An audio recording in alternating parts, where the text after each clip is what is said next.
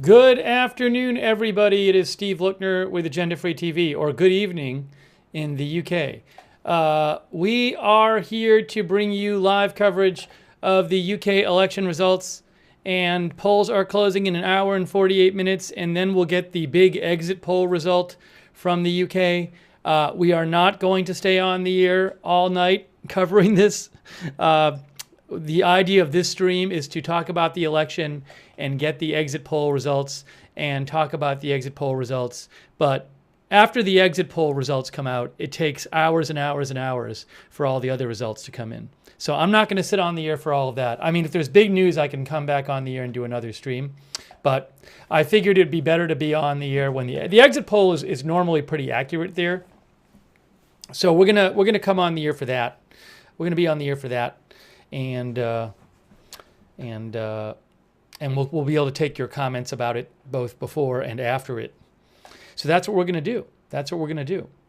I should put a little thing on the screen about like what time it is there. Hold on, I didn't prepare that. It's 8:12 p.m. All right, it's been a little while since I did this thing with the time. Let's do this. Give me one moment here. Give me one moment here. Let me just put the clock up. Let's see, how do I do this? Here's the clock here. Okay, good. I see.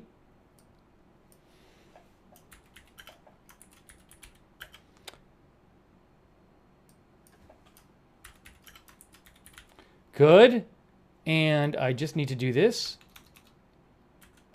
I did it. Okay. Here, I'm getting the clock up right now. Here it comes.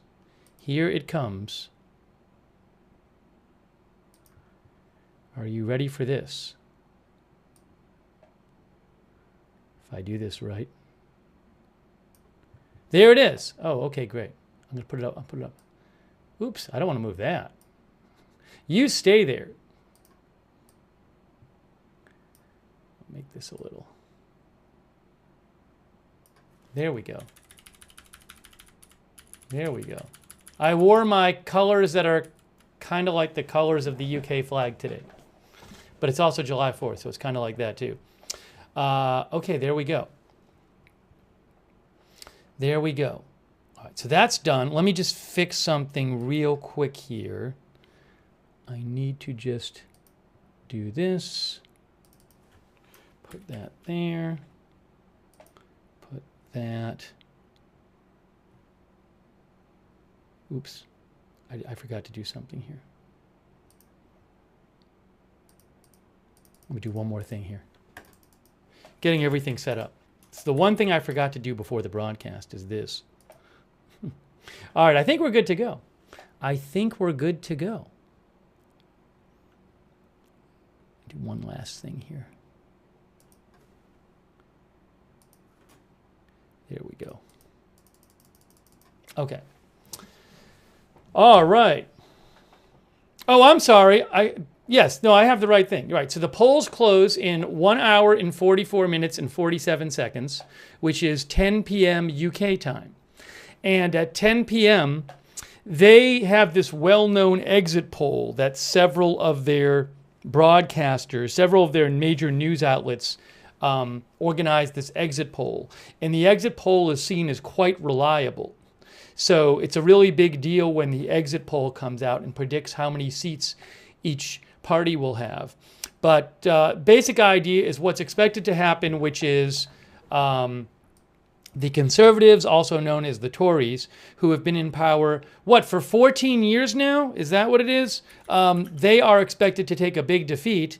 And the Labour Party is expected to have a big victory today. That's the basic idea. So if it's not that, it'll be an upset. Because that's what the various polls are saying, that Labour will have, they're more of a left-wing party, sort of left center. They are going to expect it to have a big victory, and the Tories, the Conservatives, a big defeat. And the analysis I've seen says it's not so much that people love Labor. It's that there's a real anti-incumbent anti-conservative / Tory feeling in the country, and they just want to change. That's what I've seen. Maybe there's plenty of articles that suggest that's a big idea about what's going on. So anyways, but I'm not from the UK, and I'm not an expert on British politics. Many of you probably know way more about it than me. But I'm going to read your comments on the air, your comments and questions. I want to hear what you have to say about this.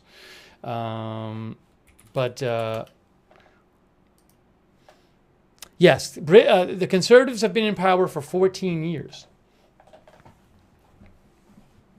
Oh, Beardy Homebrewing says I voted Reform UK. There's Reform UK, which is a anti-immigration right-wing party, more right than the Conservatives, and they're expected to take some votes away from Conservatives and maybe get a small amount of seats in Parliament. I think they currently have one. And then the Liberal Democrats, which is like a centrist party, they're expected to. They might even outpoll the Conservatives, the Liberal Democrats.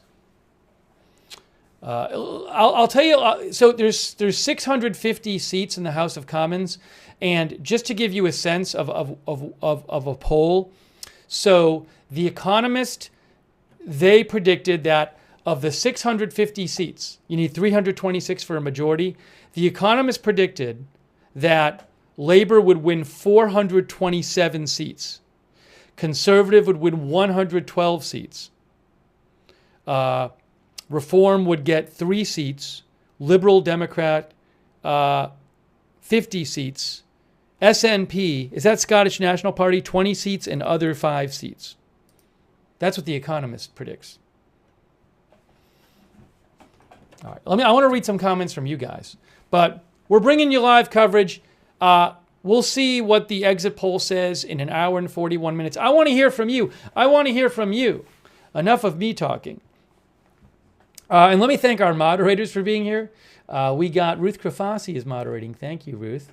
Linda Belk and Larry moderate for us on X. AJ is modding too. Happy July 4th to everybody who celebrates July 4th. Probably not our British viewers, but you never know. I just want to thank our other moderators here. Give me one moment. Over there on Twitch, we have Big Ball of Yarn, Idaho Star, Papa Bear. And moderating, thank you. And over there on Facebook, we have... Oh, by the way, thanks Jack's Animals for resubscribing, who says Happy July 4th. Thanks also Haas McKayfabe. He says, shout out to the Twitch mods and Twitch homies. And big thanks to our Facebook mods. And oops, you can hear 2 of me for a sec. You can hear 2 of me. And big Margaret Riley is moderating. Thank you, Margaret. I appreciate it. Kay Lowry Body moderating too. Sarah Diable is watching from the UK. Nice. All right, I'm going to read some comments from you guys. And you can write to me on X, @Lookner. UK time and countdown time are different by 3 seconds. Yeah, I don't know that I can correct that just because of the way it's done. I know they're off a little bit, but it's actually they differ by 3 seconds. Yeah, so I hope you can accept that they're different by 3 seconds. Let's see here.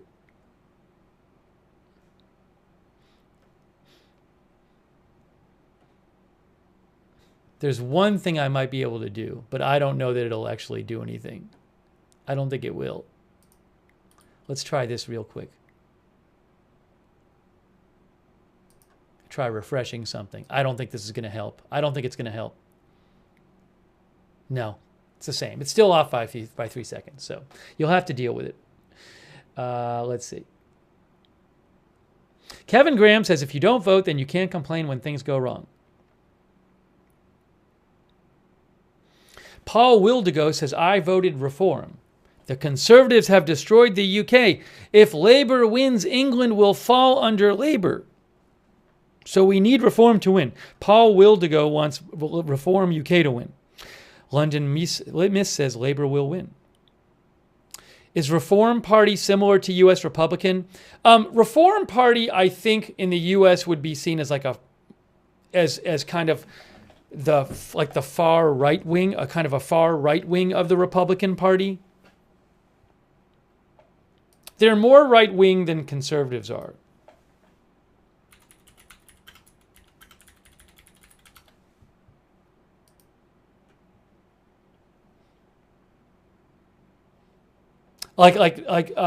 Cutting down immigration is a big part of their platform. You can see right here, actually. This is Reform UK. They are a right-wing populist party in the UK.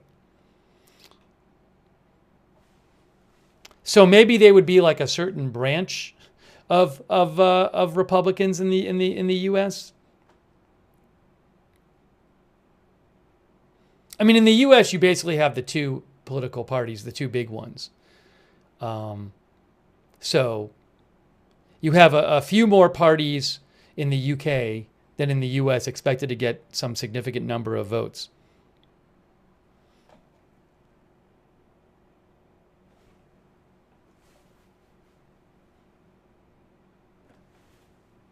I wonder if I can find their website here. Where is their website? Right-wing populism, Euroscepticism. Where is their website? Reform Party UK. That's Nigel Farage, who's the leader of the Reform Party, who I read has never held a seat in Parliament, but he's expected to win one today, I think. Only Reform will stand up for British culture, identity, and values. We will freeze immigration and stop the boats, restore law and order, repair our broken public services, cut taxes to make work pay, end government waste, slash energy bills, unlock real economic growth. Anyways, that's Reform UK. They are expected to do better than they have done, not to get that many seats, but to do better than they have done. And also, in terms of percentage vote, do I have a prediction on percentage vote? I told you the prediction on seats.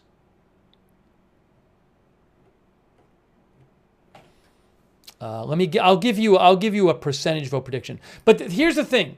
So the way it works in the UK is it's similar to the US House of Representatives or the Senate, where to get seats in the House of Commons, you need to win the seat.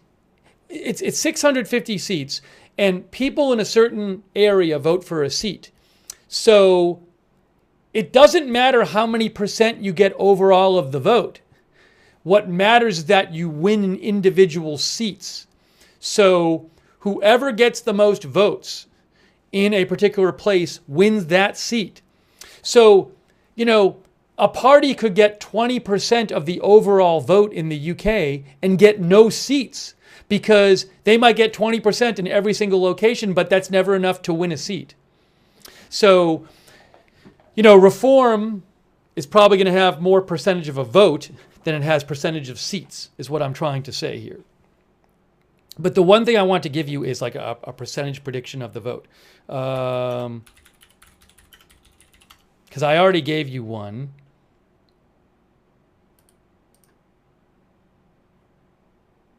Let's see here. Oh, okay.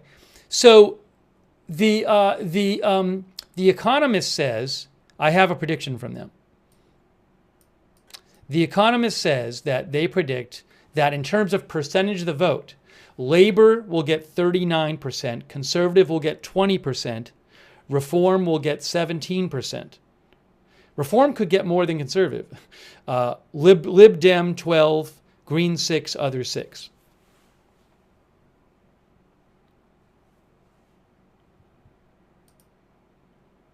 There's no election results yet because the polls are not closed. But Reform UK would be seen as more right-wing than Conservatives.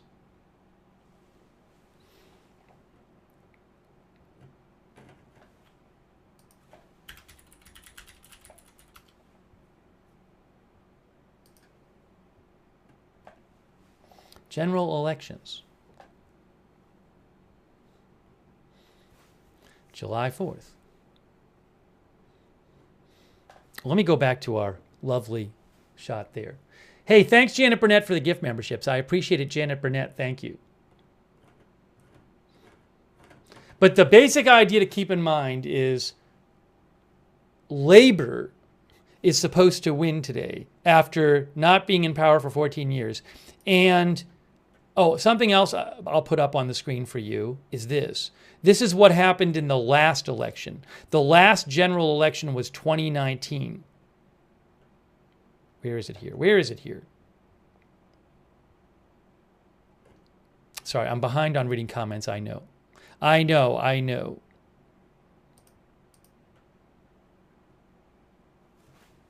So this was what happened in 2019.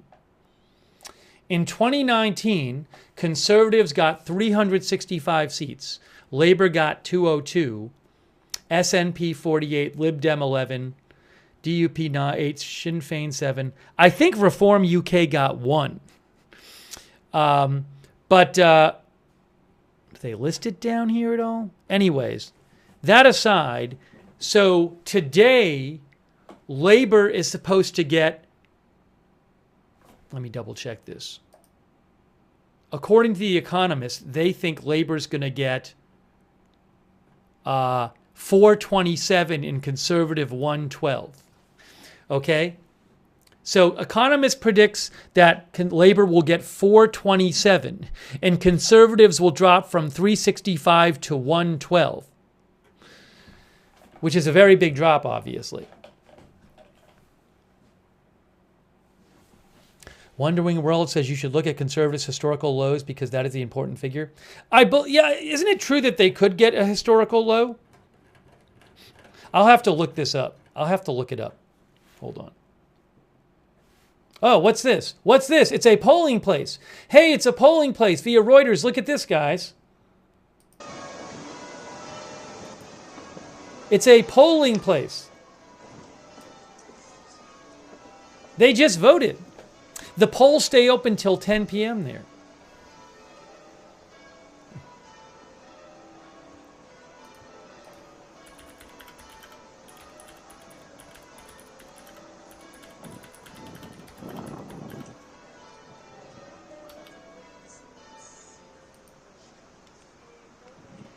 What is their lowest number of seats? The previous low... Hold on. Hang on.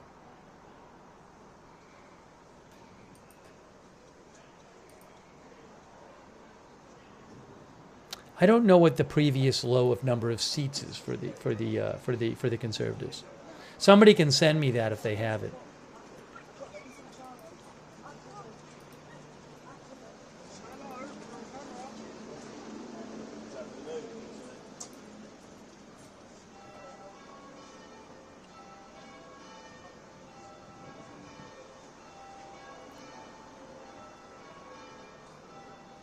AG, our viewer, says 1.5 hours left.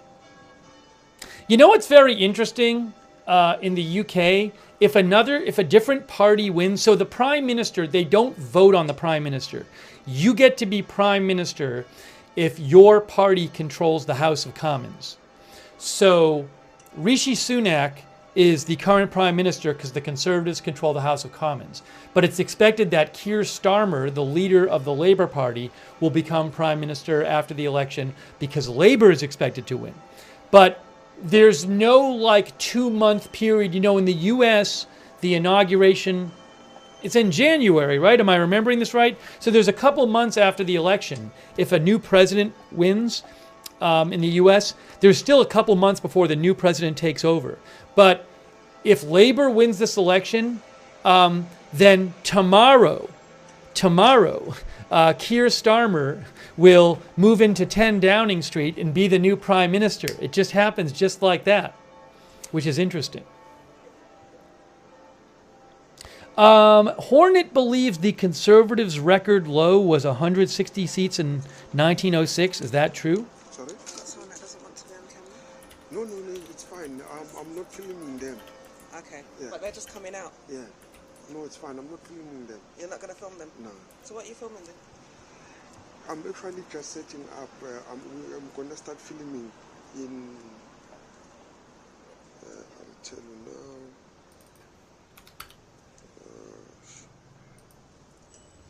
In 2 minutes. Okay. Yeah.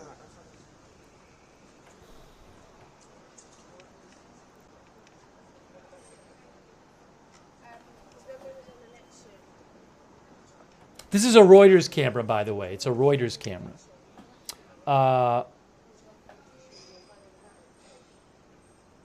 Let's see here. I'm looking up the 1906 election. I don't know. I have to find, maybe somebody will send me a link. Naxis says they need to get permission from the monarch to form a government in their name. Yeah, that's what I read, which is that the government, well, it's, the article I read said that, like, if a new party takes control, the party leader has to meet with the king, who will be it's King Charles, and they'll have to say that they can form a government. And there's a procedure that needs to be gone through. And I guess the king needs to sign off on it, which it's a ceremonial thing. Where is...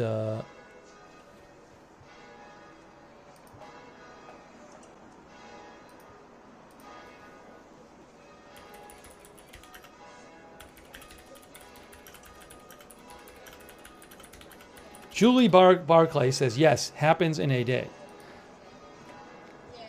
So Politico described it as follows. Politico said,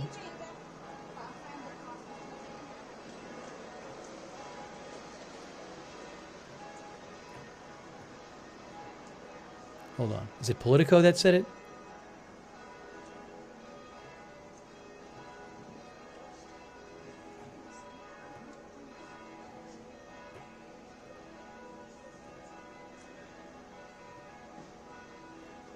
Yes. So the winner is expected to head to Buckingham Palace Friday morning to see King Charles and tell him they are confident they can form a new government. Then they go to Downing Street, 10 Downing Street, the residence of the British Prime Ministers. So, again, if Labour does win, you'll have a new Prime Minister tomorrow in the UK.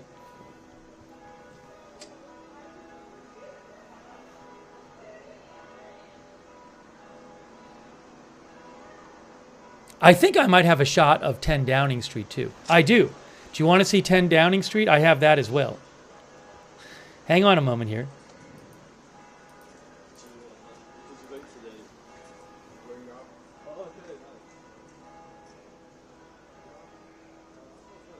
Hang on. If I do it this way. There's 10 Downing Street, the Prime Minister's residence and workplace. So that's a live shot from 10 Downing Street. And then here is the polling station. All right.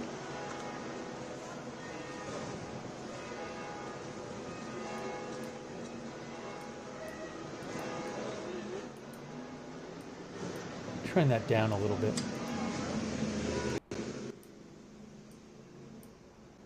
Okay. Will says quick turnover. Wow.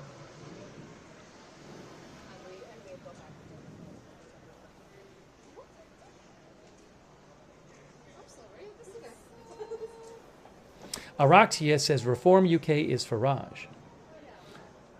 All right, so again, in an hour and 24 minutes, the polls are open till 10 p.m. In the UK, they're having their first general election since 2019. And all of the House of Commons, 650 House of Commons seats up for grabs. And Labour is expected to win a big victory. They're expected to increase their total of seats from around 200 in 2019 to perhaps over 400. And the Conservatives, who won, 360-something seats in the last election? They won 365 and 219. They could get in the low 100s or even less. So it's expected to be a big defeat for the Conservatives. There's, from what I understand, a real anti-incumbent feeling. People want a change there in the UK.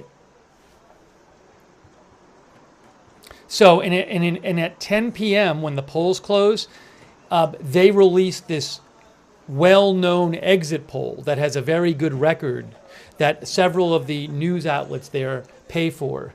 and it's they interview a lot of people coming out of the polls there, and this exit poll has a very good reputation. So at 10 o'clock local time, in an hour and 23 minutes, we'll get this exit poll result that has a good record of being a good estimate of how many seats each party will get.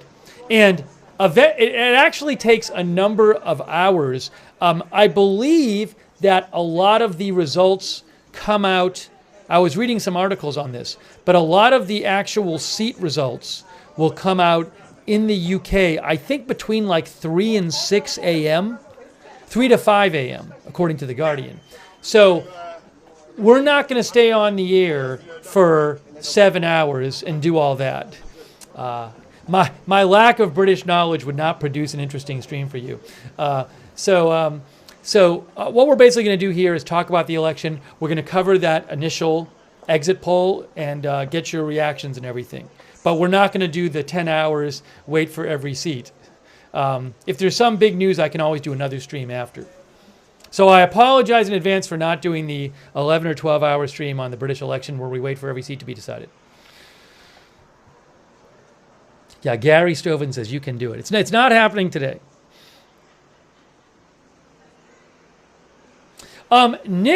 Nikki Newark says, so is Labour about to win due to two Conservative parties splitting the vote?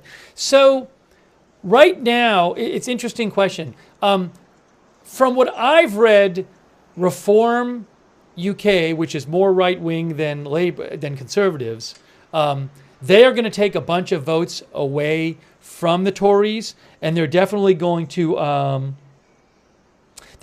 cost by Tories as Conservatives. They're going to take a bunch of votes away from the Conservatives. They're expected to cost the Conservatives some seats. Is it the case that if there were no Reform Party, that the Conservatives would be winning? I haven't read that. I don't know, but that's not something I've seen. But I have seen analysis suggesting that the existence of this Reform Party to the right of the Conservative Party will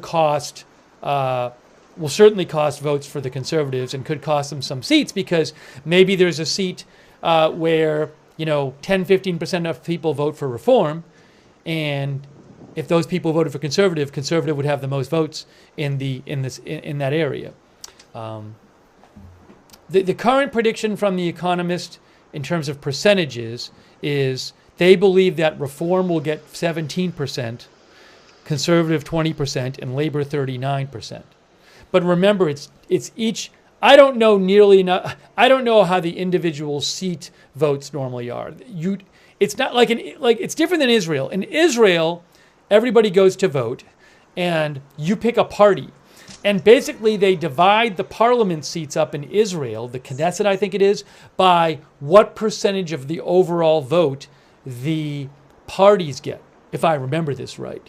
But in the UK, like the US Congress, it's not proportional representation.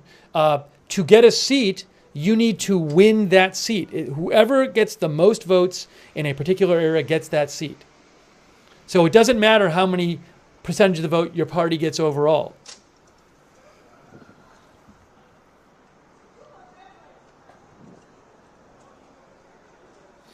Truth WSYF thinks Reform UK is going to outperform. Michael Houghton is watching from Wales. Mikhail says, I voted Reform, maybe split the vote on the right, but I don't care.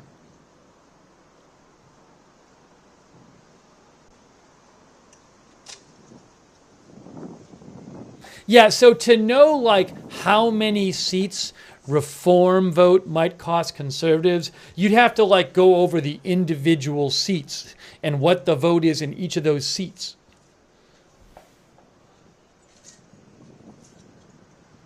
Is the Labor Party like Democrats in the US? So I'm not a good person to answer this. I am not an expert on the British political parties, but basically the two big parties have been in recent years, Labor and Conservatives, and Conservatives are more to the right and Labor is more to the left. So you could loosely analogize it as such, but I don't want to start making specific analogies because British politics is not my field.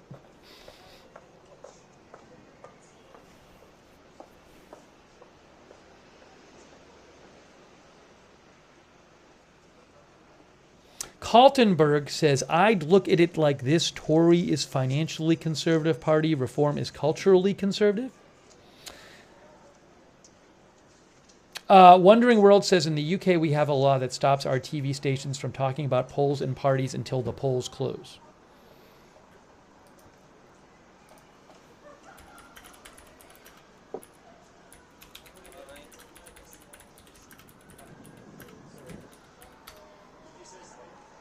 Sorry? Did you say something? Did you say something? No. No. To who? Me. I was walking past and I thought you said something. Oh. You? Yes. I'm asking if you asked me something. No. Yes, so Yahoo UK says reporting restrictions exist in the UK while the polls are open.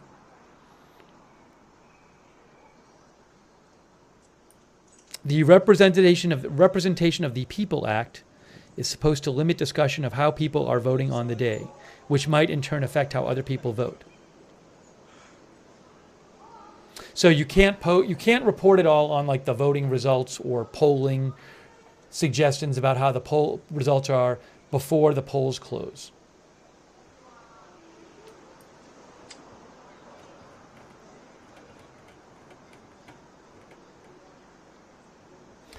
Eaten by Ghouls says UK TV right now is mostly talking about Biden. You know, that's interesting. I'm watching, I have access to a BBC News channel. Maybe it's BBC News International here where I am. But it's just talking about the French campaign. I figured it'd be talking about all the British campaign. But maybe part of that is just because they're limited in what they can say. I don't know exactly, how they normally cover it.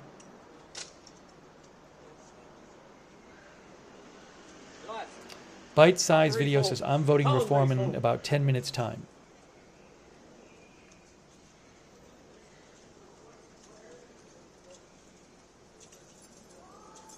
Paul Tiffany, our viewer, says Scottish independence has probably gone off the agenda. Support has dropped due to scandals within the SNP.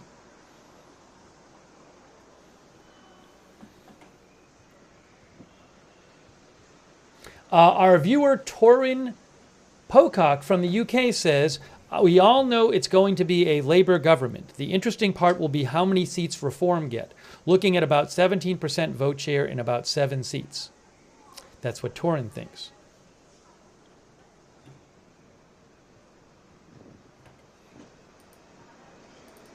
I'm also going to be checking for updates here. But the big... Oh, a quick thanks, by the way. I owe some thank yous. Thank you to Barb Mack for becoming a member. Sharon Gosselin for becoming a member on YouTube. Thanks also to our members. Kev Mack, Janet Burnett, Wildflower. Thanks, Janet Burnett, for for the gift memberships. And Marty Hagwood. Thanks, Marty, for the gift memberships. I appreciate that. Real Shaika Pia. Thanks for your support. I'll keep an eye on that, Real Shaika Pia. Thanks to Fiona Stroud for your support. Barb Mack says, don't forget Larry the Cat at number 10, who is Chief Master and who is inherited by whomever wins.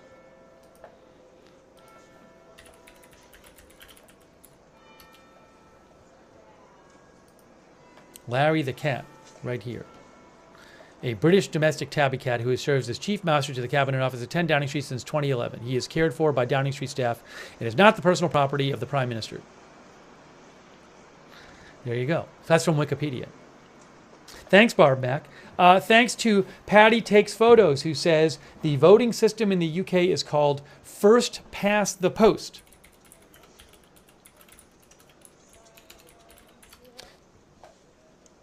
Meaning you don't have to get a majority, right? As Wikipedia says, it's a voting system in where voters cast a vote for a single candidate and the candidate with the most votes wins the election. Thanks, Desi Des. They're voting for the candidate in each, is it called a constituency? Is it called constituencies in the UK? It's It's not called the district, right? The area where they vote for a particular seat. By the way, thanks Haniel Vargas, who says I'm saving the 12-hour stream for November. People are saying yes, it's called a constituency. So the area of a particular seat is called a constituency. Thanks, chat.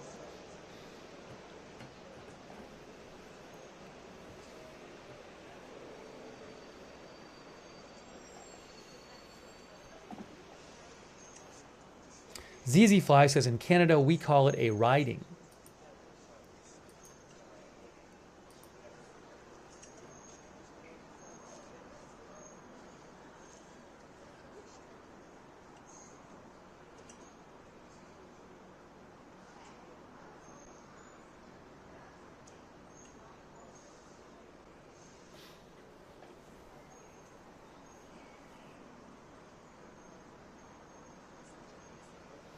Thank you, Gaza, for writing in.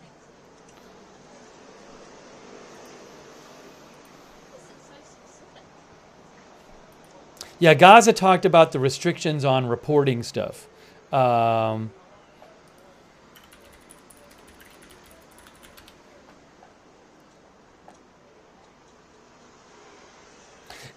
I'm not. By the way, it's interesting. I'm not. Myself, I'm not sitting here telling you polling information, right? So I know there's, but I don't, the exact it's an interesting question of what exactly does the Representation of People Act say in terms of reporting. I'm not familiar with the specifics. But I will say I'm not coming on the air and like saying, here's exit polling results. I won't have anything until the exit poll comes out. I don't know what the other specifics of the act are, though.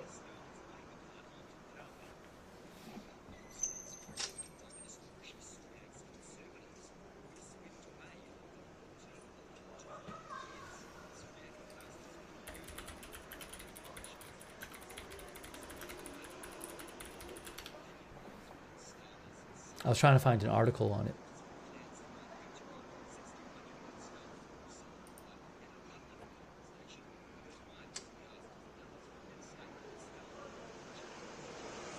It's very interesting. So I'm reading a CNN article from 2019, and it says that there is a ban placed on TV and radio outlets. This is what CNN says from 2019. By the way, this is not a TV and radio outlet. A ban on TV and radio outlets, forbidding them from reporting on campaign issues, opinion polls, political statements, and candidates between the start of voting at 7 a.m. and the close at 10 p.m. Those restrictions are unheard of in the United States, where candidates continue campaigning on Election Day as they try to drive as many voters to the polls as possible. It's very interesting. It's very interesting.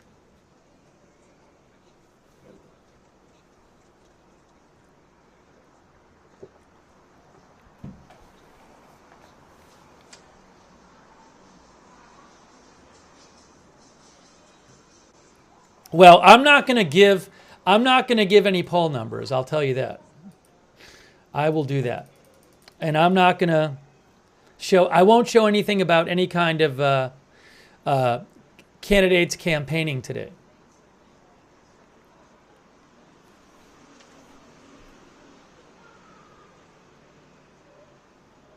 Yes, the UK time is correct. The exit poll is released in 1:09. It's very interesting. It's so different there.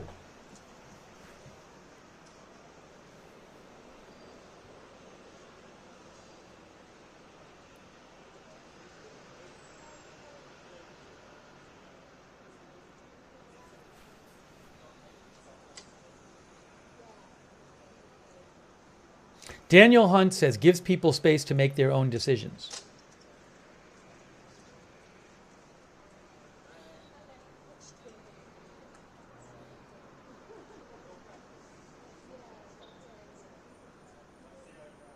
$250 Flyer says it will be 6 a.m. UK time or later before we know who won. Yeah, so the viewer wrote in and said, like, a couple people said, like, aren't you coming on a little early?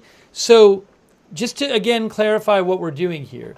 When the polls close at 10 p.m., there will be this well-known exit poll that comes out, which has a very good record of being a good estimate of how the election will go.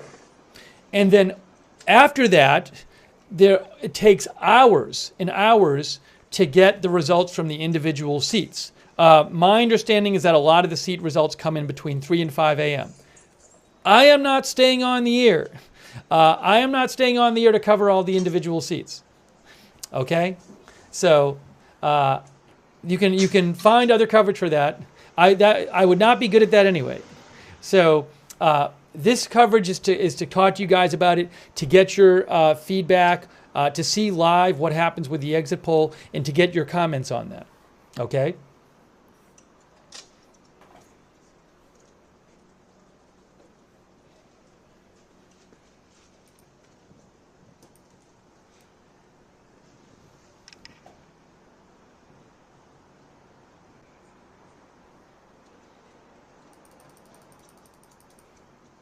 It is really interesting though, because like I'm watching like a BBC News broadcast, and it's like they're literally not mentioning the election at all. It's so different than the U.S.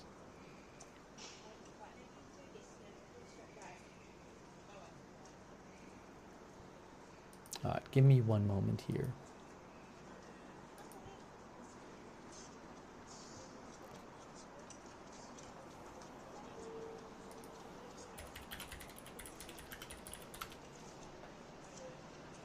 Bobby G says the first seat result is about 90 minutes after the polls close. There is a race for the first result.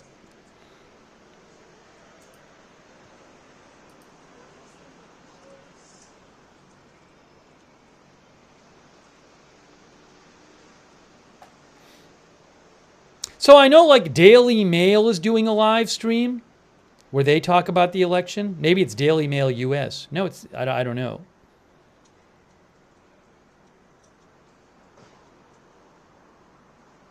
Sky News is not talking about it. They're a UK outlet. So interesting.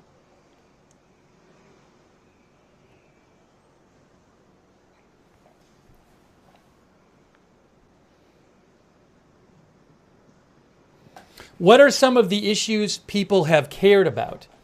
Yeah. So from my understanding, here are some of the issues that from my understanding people have been focusing on. So from articles I've read, I know, first of all, from articles I've read, articles have suggested that some people wanted just a change and they're dissatisfied with the current government and they want change.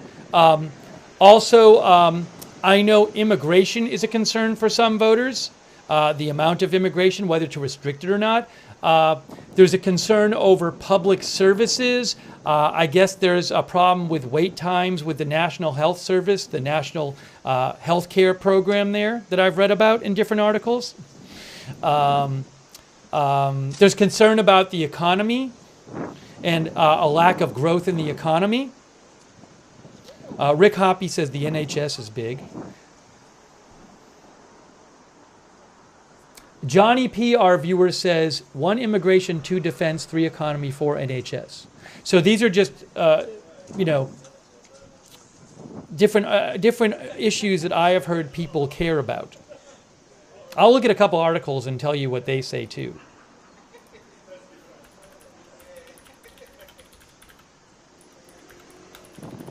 Cost of living. ShadowNet says cost of living, food prices. Julie Barclay says cost of living. Hawk69 says cost of living crisis is top of the agenda. Wondering World says we want cheaper fish and chips.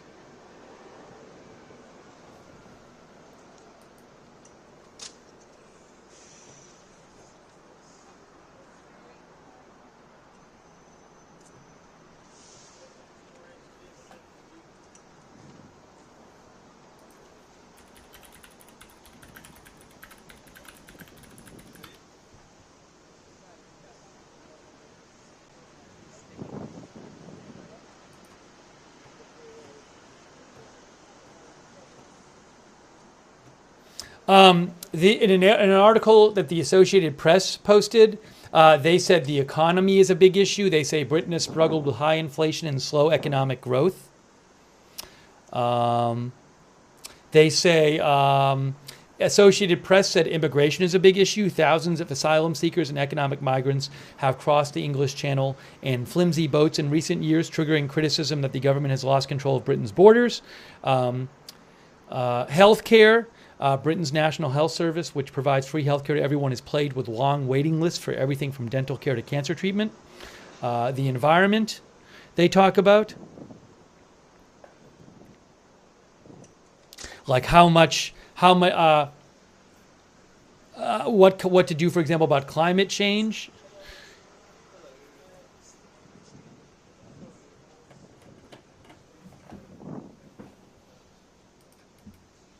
PZ Papa Zulu says, we want cheaper groceries too.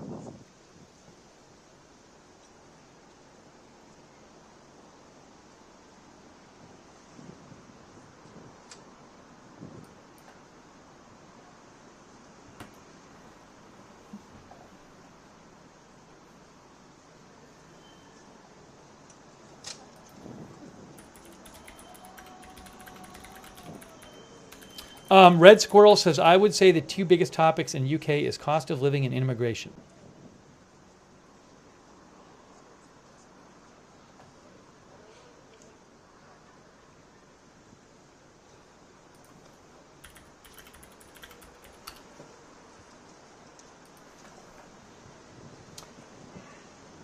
Mr. Hammond, thanks, Mr. Hammond, says, check out the idea of a supermajority. Yeah, that's a good question about what can happen if Labour wins like a certain number of seats.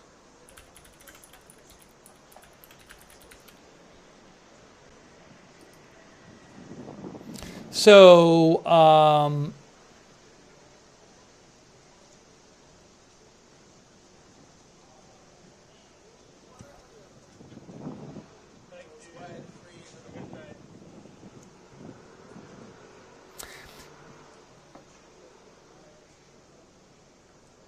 So the Independent, the UK published in the Independent, says that in the House of Commons you need 50% of MPs plus one to pass legislation.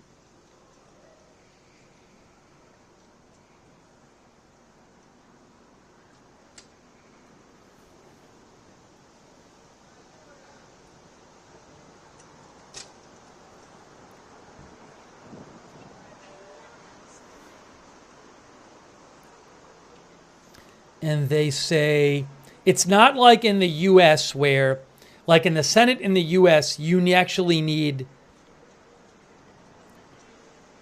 60% of the votes. So you need 60 senators in the U.S. to pass most of legislation. It's not like that in the U.K.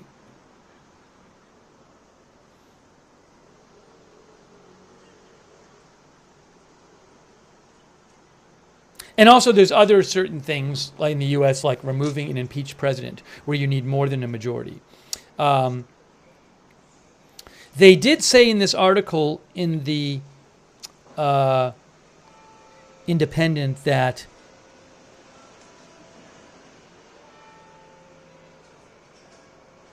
what is this here? There are committees in Parliament, and it matters what percentage of the seats you have in those committees. Anyways, I will say this though. Let's say Labour is in control of the government in the UK. Say they have a majority, but that's like a 1 or 2 vote majority. Then it's very fragile, right? Because then if you just have a couple of people say, I'm not going to vote for that bill, it doesn't pass. And maybe you have some Labour representatives in the case. Let's if Labour had a very small majority, and then you have a couple Labour representatives who were in seats that they barely won, and they're in districts where there might be a lot of, say, Conservative supporters. Then it might be that makes it harder to pass legislation. So the more seats you have, obviously the easier it is to pass legislation, because you can lose some of your own voters. But from what I just read in the Independent, it's not like in the U.S. where for most legislation you actually need to have 60 senators, because the opposition could filibuster, and to break the filibuster, you need 60 votes. Adam B says Sky News is now on. No, I can't watch it. Are they talking about the election, Sky News? I mean, they're always on. Are they actually talking about the election?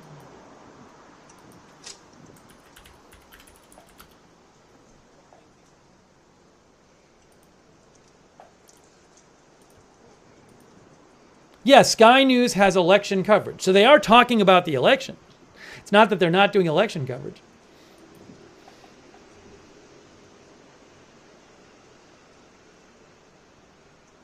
I want to read some more of your comments here.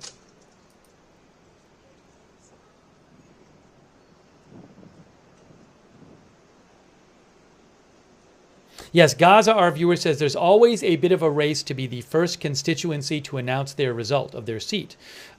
Sunderland almost always comes in first, less than an hour after voting closes.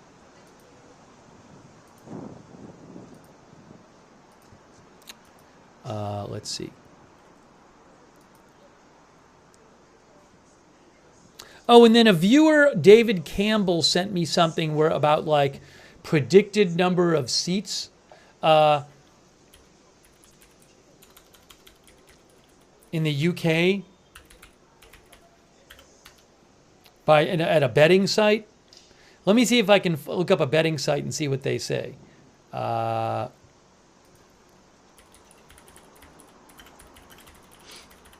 interesting. Can you bet on the number? I mean, I'm not betting, but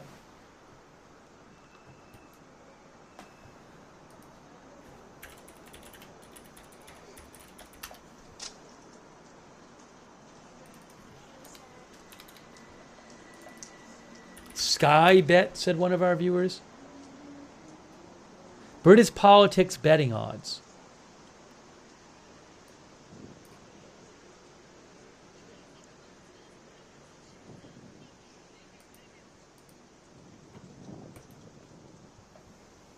Yeah, I can't find a site. I'm trying to find a site so I can actually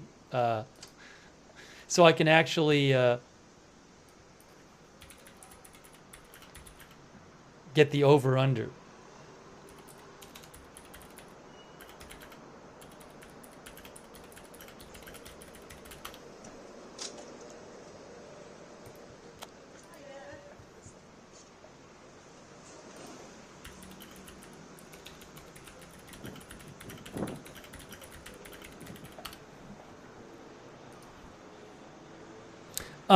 Scuds TV sent me an article saying, this article from The Guardian says 1906 was the record low for conservatives.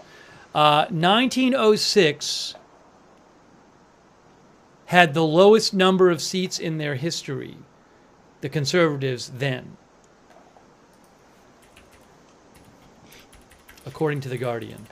And if I look it up, it says that in 1906, there were 670 seats in the House of Commons,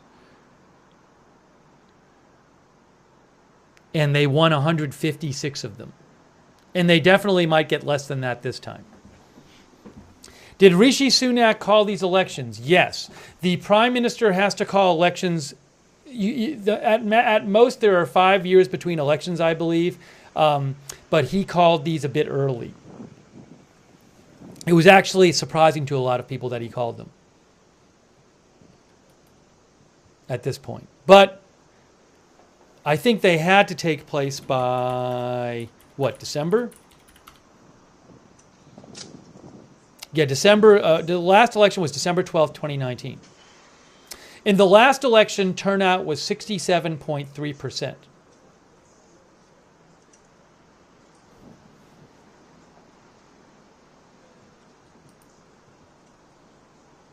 Thanks, Dodger Blue, for your support. Thanks again to Mr. Hammond.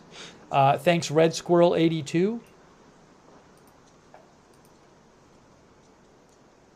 Do locals crowd the pub to watch the results? That I don't know.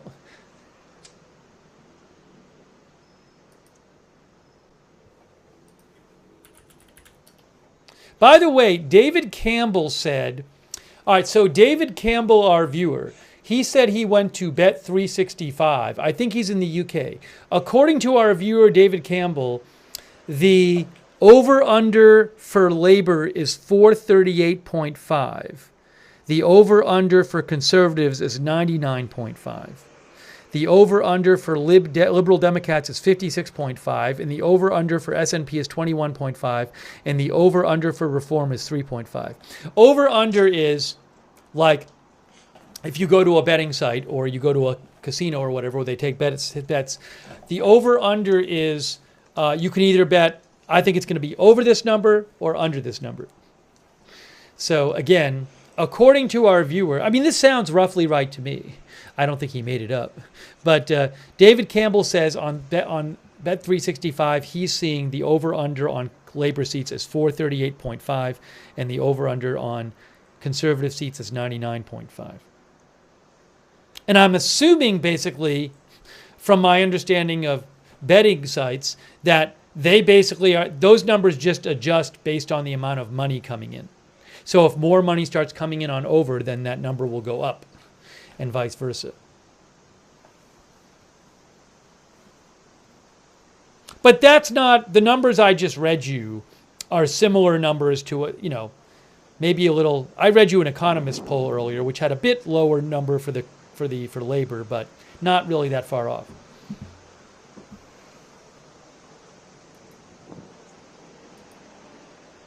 So, and remember, there's 650 seats. There's 650 seats in the House of Commons. And in the last election in 2019, this is what happened in the last election. I'll show you.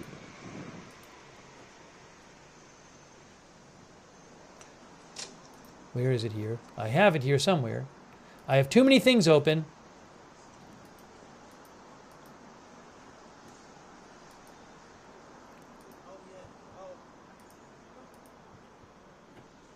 Here. So on the left there, that's what happened in the previous election. Conservatives had 365 seats. Labour had 202.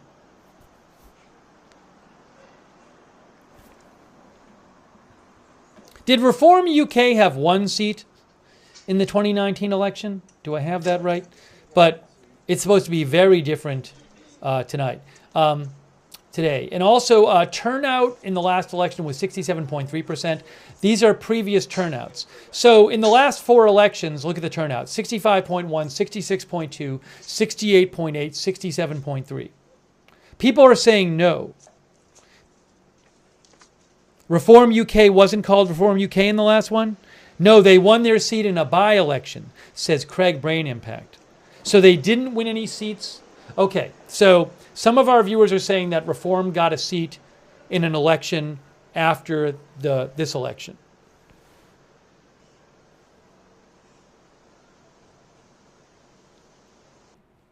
Oops, sorry.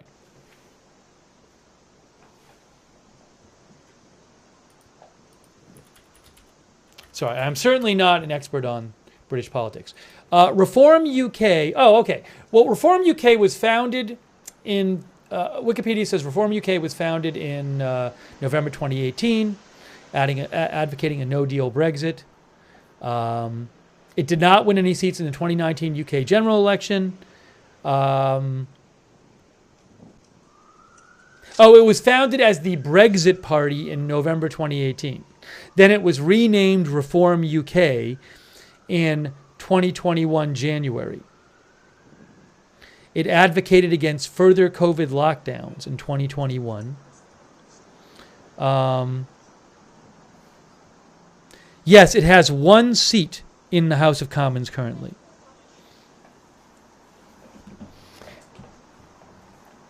But currently in the latest polling, so The Economist says they expect Reform UK to get about 17% of the vote. However, not that many seats.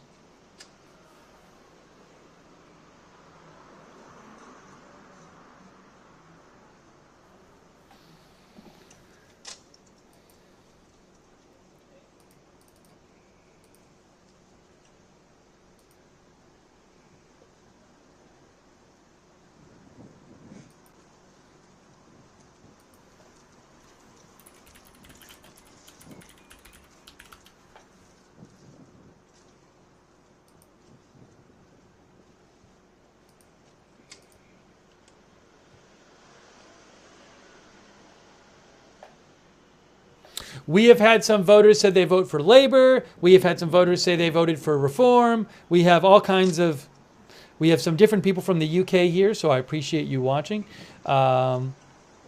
Yes, the exit poll, as it says in the headline, will be released in 48 minutes. It's not like in the US when we have elections, national elections, and the exit polls come out. It's like there's a bunch of different exit polls, and they can be accurate, but like it's not like you're not necessarily sitting on your seat waiting for the exit poll to come out.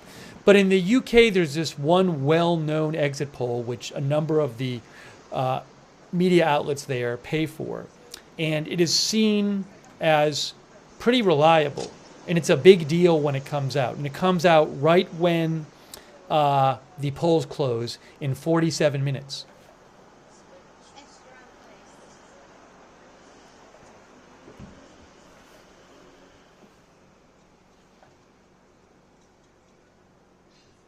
Our viewer Cosmic Seekin says, I have changed my lifetime vote. I will not say which way.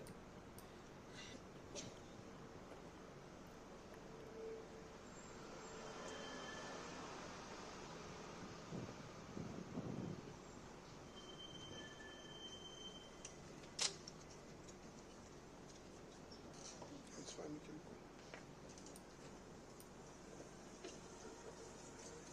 can go. Oh. What is this here?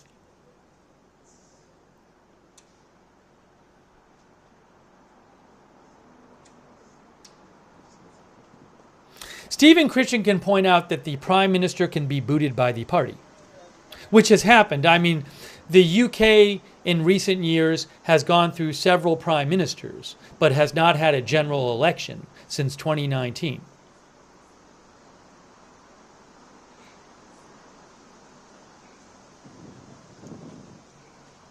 For example, Boris Johnson.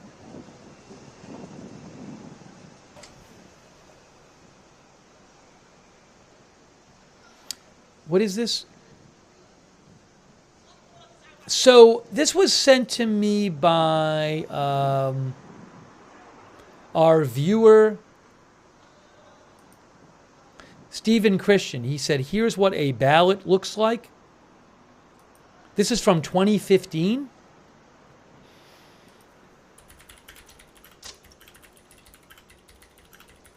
Maybe I can find one more updated.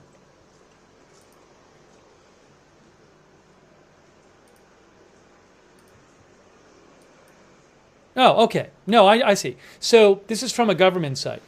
Thanks, Stephen.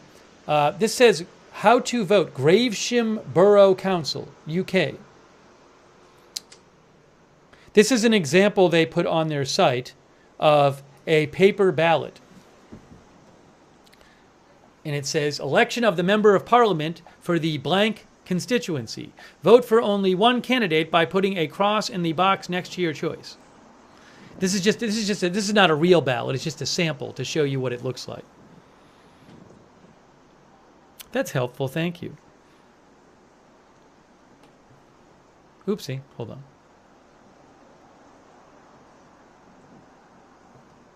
There it is.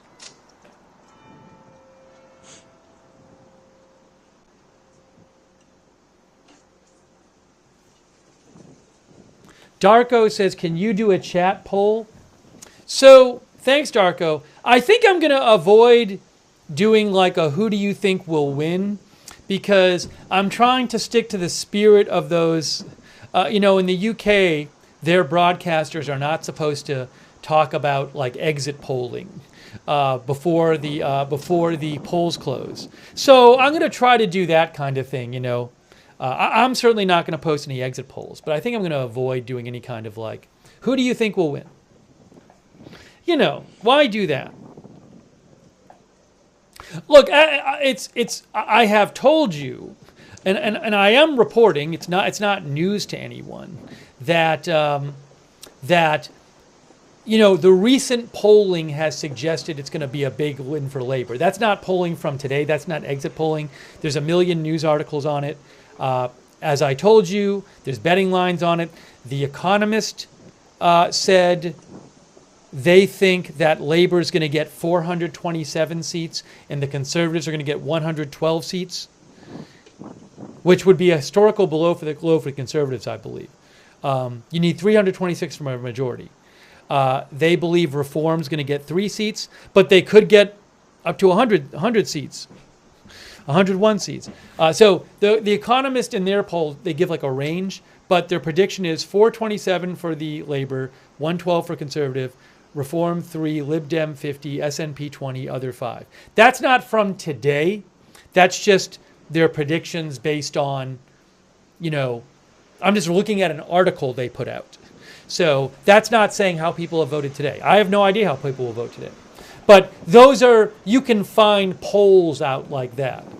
So just to set your expectations coming into today as to what the polling was saying.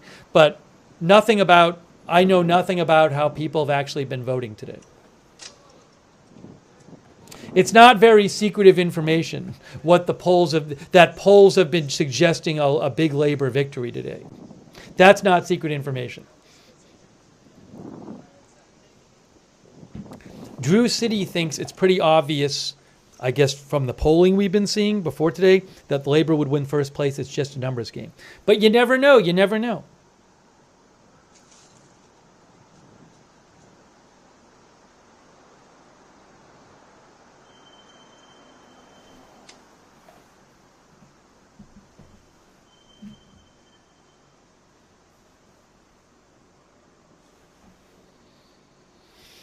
"41 minutes. Oh, I was going to just check and see if there was any updates. Sorry. I've been taking a bunch of comments here.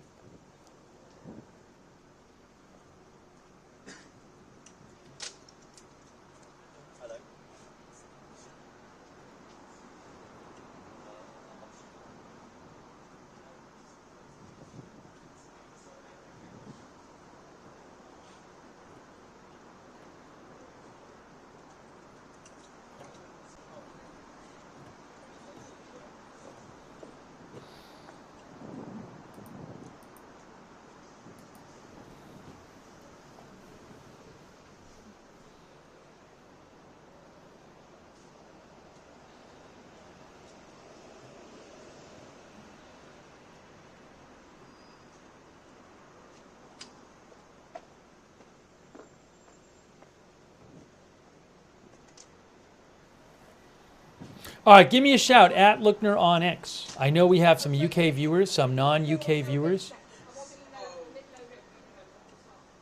JM thinks it's more about how many seats the Conservatives will end up with.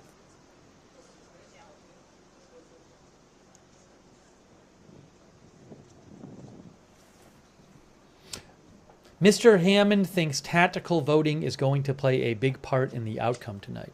That's when you don't vote for like your preferred candidate, but you vote for somebody else because you think like your preferred candidate won't win, basically.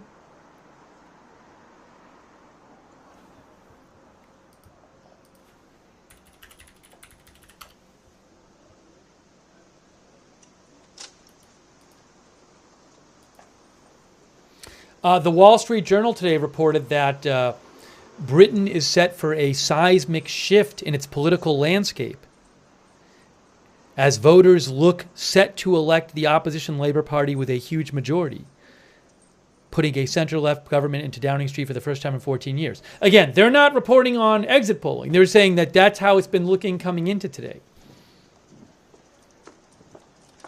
They also say, the Wall Street Journal, that Labour, according to some polls before today, Labour could be handed the biggest parliamentary majority in modern British history. How about that?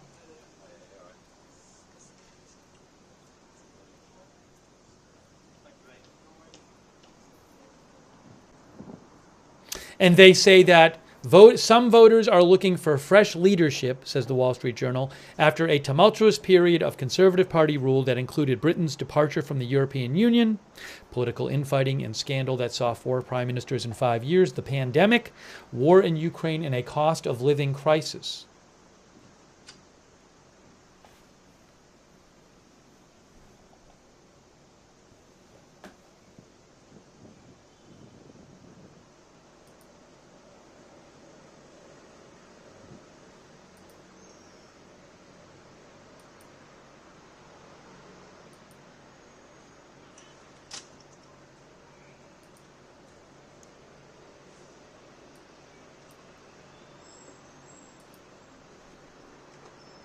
Hang on one moment here.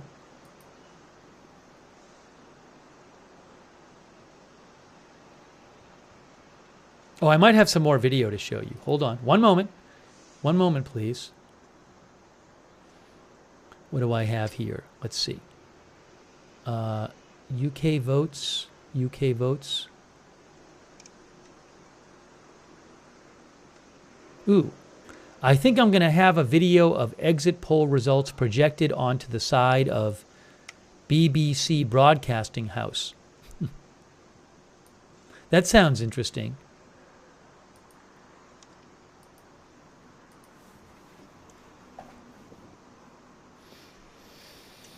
Just 37 minutes left. 37 minutes. Give me a shout. Let me know your thoughts at Lookner on X. The New York Times says Labor Party is projected, not based on polling today, but from previous polling, the Labor Party is projected to sweep out the Conservatives after 14 years.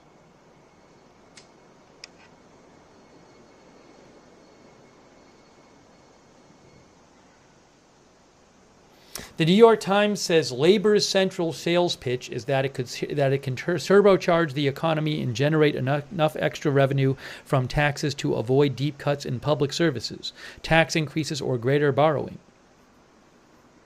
But its levers for doing so are limited.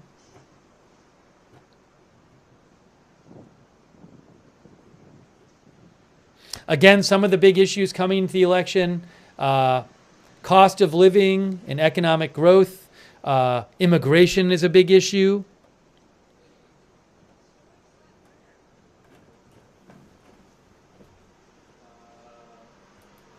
Public services, the National Health Service there, which provides free health care to people in the country, everybody in the country. Big wait times problem at the National Health Service.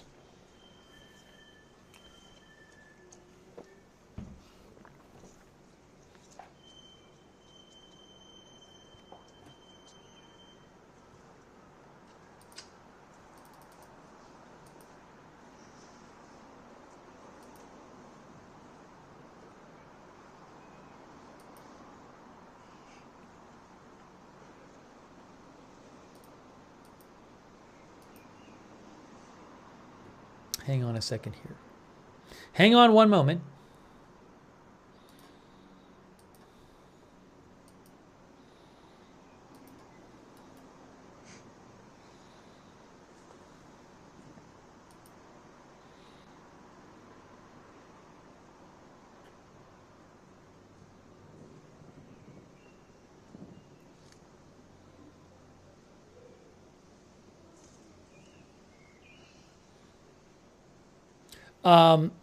Marshall, our viewer Marshall, sent me a report from yesterday from Sky News' Sophie Ridge, where she said yesterday that Labor was on a course for a landslide majority of 212 seats. If this happens, she says, it would be the biggest single party majority since 1832 and Labor's best ever result. So we'll have to see what actually happens. You still have 34 minutes to vote.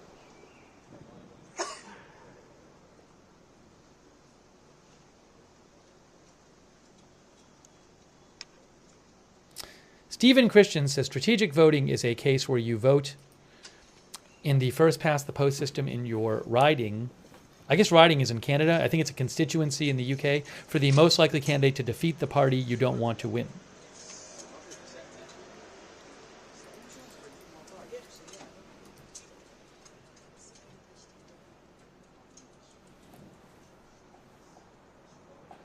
"33 minutes. 33 minutes, guys, until the polls close and the big exit poll comes out.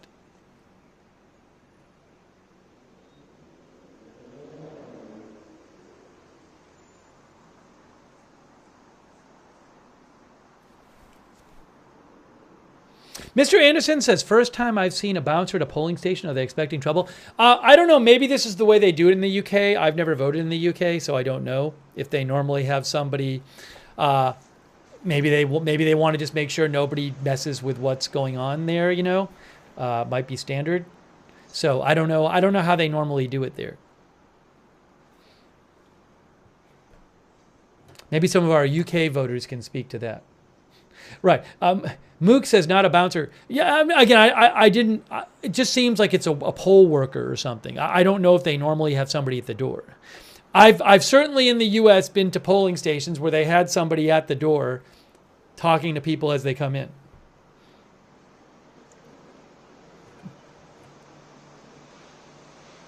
Galley says that guy is like a council worker. Cosmic Seekin says he is not a bouncer, he is a doorman and guide. But at the same time, I mean, if you have somebody at the front door, that can also serve the purpose of just making sure, nobody comes in there to cause trouble or whatever. Julie Barclay says he's checking ID. Do they do that there? I don't know how it works there.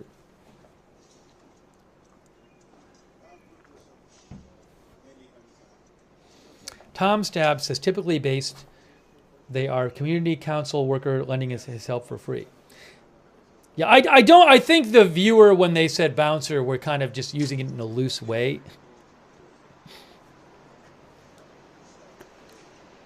Our viewer Snoop Zaka says having an ID is mandatory if you vote in person in the UK. A bunch of our viewers are saying they have to have ID. Yes, the Electoral Commission in the UK says voters. Sorry, where does it say here?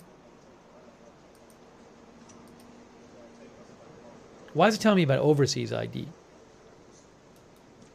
How about just regular? England. Voters in England need to show a photo ID to vote at polling stations in some elections. This does apply to UK parliamentary elections. So you do have to show an ID.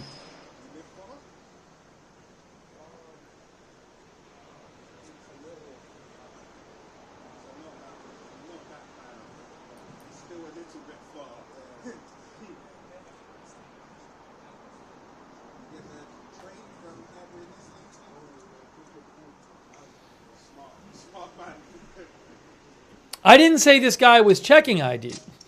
I don't know what he is specifically doing, but it is true that you do need to show ID to vote. I literally just looked it up on the Electoral Commission site. Our viewer Hexy says they check ID inside.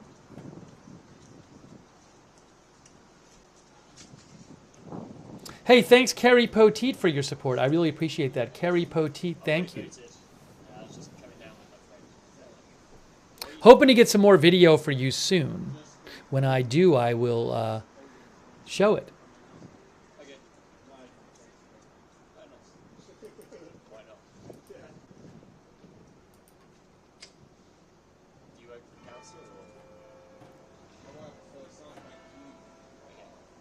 Thanks also to Ross Cleland for the gift memberships. Thanks so much, Ross. Let me thank our moderators who are here while we cover some of the British election. While we cover the British election here. It's not expert coverage, I know, but I want to cover it. It's a very important election. So we're reading some of your comments on the air. Thanks to our moderators who are in the chat there. I really appreciate it. We got Big Ball of Yarn, David Green, Idaho Star, Sarah, and Papa Bear.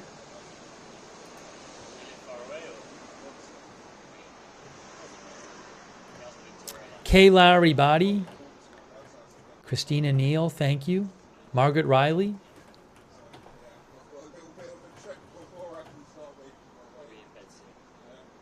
Danny James from the UK. Hey, thanks, Danny, for modding.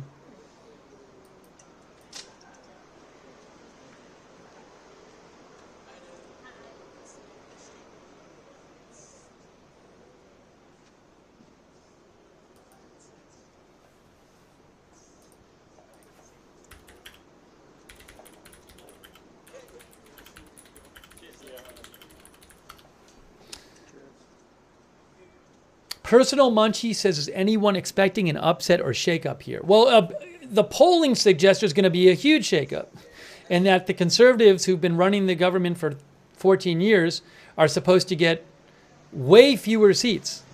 Maybe like a third of the seats, if not less than they had previously.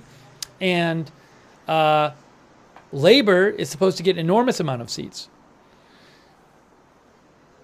They could get, roughly speaking, the biggest majority in Parliament in about 200 years. Maybe, according to some of the polls out there.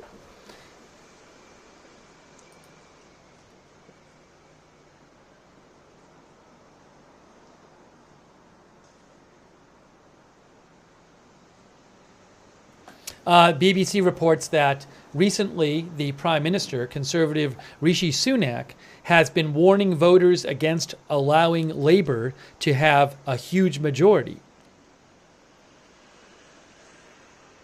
BBC says themes such as living standards, healthcare, like National Health Service, and immigration have dominated the national debate.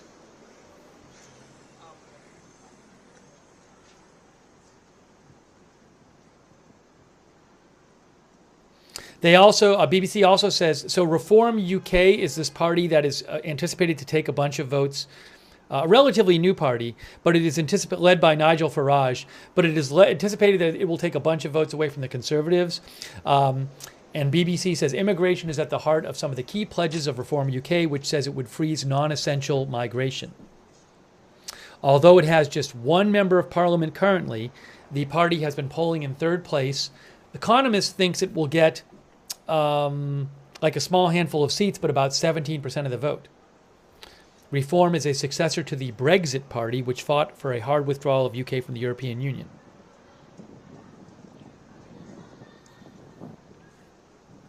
Thanks so much to Red Squirrel from the UK. I appreciate it, Red Squirrel. Thank you.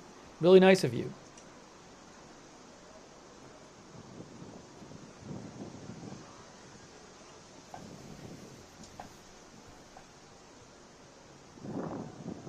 I've seen a number of articles about the UK election which say, in many places around the world it says there's this anti-incumbency feeling. People want to change in their government. They're not satisfied with their current leaders. In many countries, that can result in the right wing doing better. For example, France just held the first round of their elections a few days ago. The second round is on July 7th. And the right-wing national rally, it looks like it's going to make a lot of gains in France. And a lot of the analysis I've seen is there's a lot of just anti-Macron sentiment in France. And but what some of the articles say is that, in the UK, you also have this anti-government sentiment. But because the right wing is, the more right party is in power, the Conservatives, you actually, unlike a bunch of countries, the anti-government sentiment in the UK is expected to result in a shift to the left, to Labour. I've also read, though, that Labour under Keir Starmer he's been trying to to moderate the views of the party and make it not as left as it was. I mean, arguably that's similar to the National Rally Party, the right wing in France, where in recent years they have been making an effort to make their party seen as more palatable to general voters in France and make it seem less on the extreme.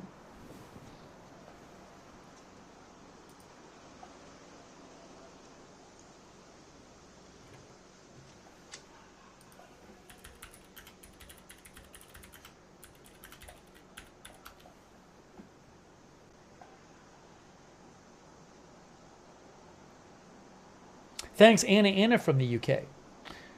I appreciate it.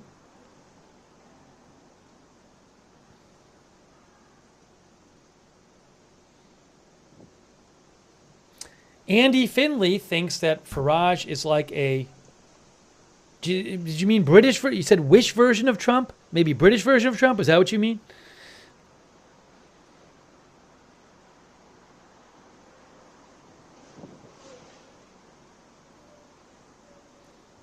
Do I have... I should have some more video coming up, guys.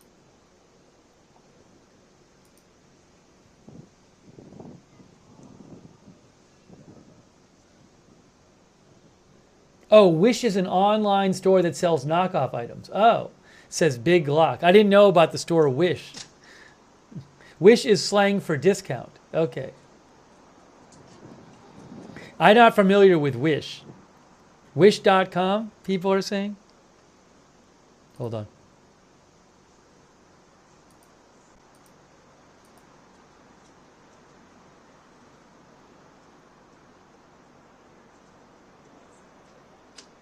Tall Man says, Wish is like Temu before it came Temu.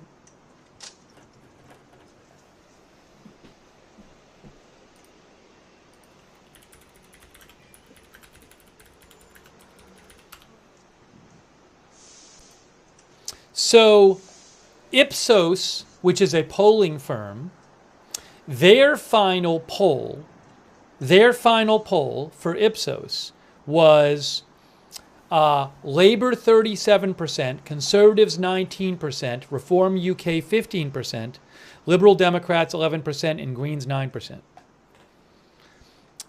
And did they predict the number of seats or just the percentage? Because what really matters is the number of seats.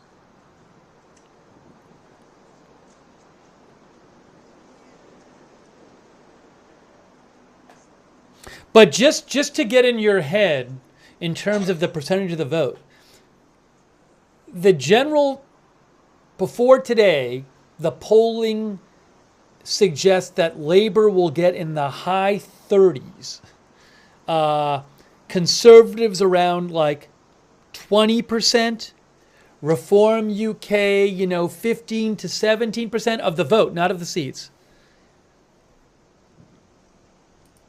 And Liberal Democrats like 11 to 12%. So those are things to keep in mind. So when we see the exit poll, if the exit poll gives a percent of the vote, if we see exit polling and the numbers are very different from that, that'll be a surprise.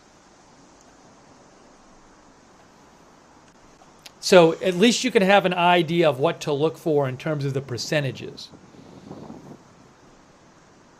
Beardy Home Brewing thinks the actual results will be very different.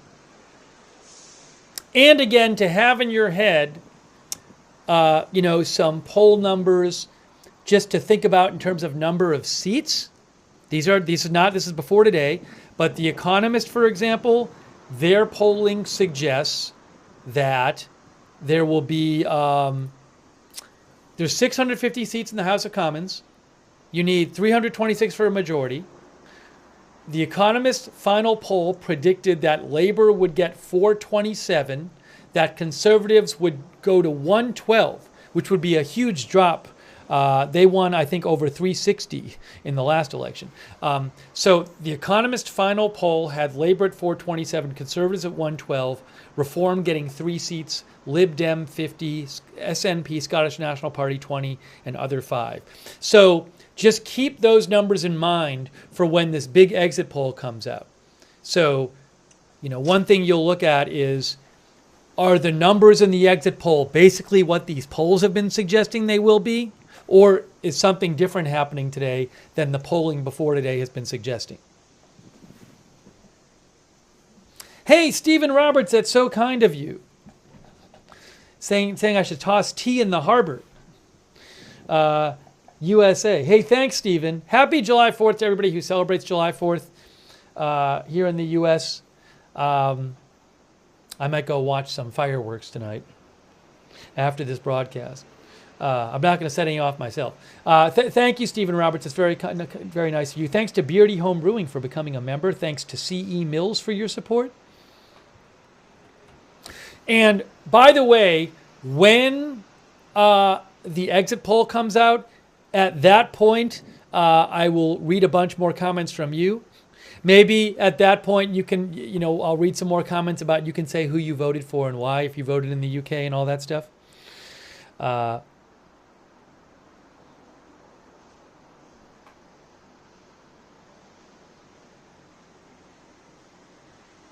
But we definitely have viewers in our chat who vote one party or another. I've seen some voters in our chat say they voted reform. I've seen some voters in our chat, some people in the chat who think Labour would be bad for the UK. We have a viewer, Viticus Rising, who thinks UK under the Tories has been disastrous. So we have all various views in our chat being stated for and against various parties. You still have 17 minutes to vote. How do they do it there? Do you have to be inside by 17 minutes, or do you literally have to vote by 17 minutes? Do you have to just walk in? We'll see what they do. Somebody in the UK can say.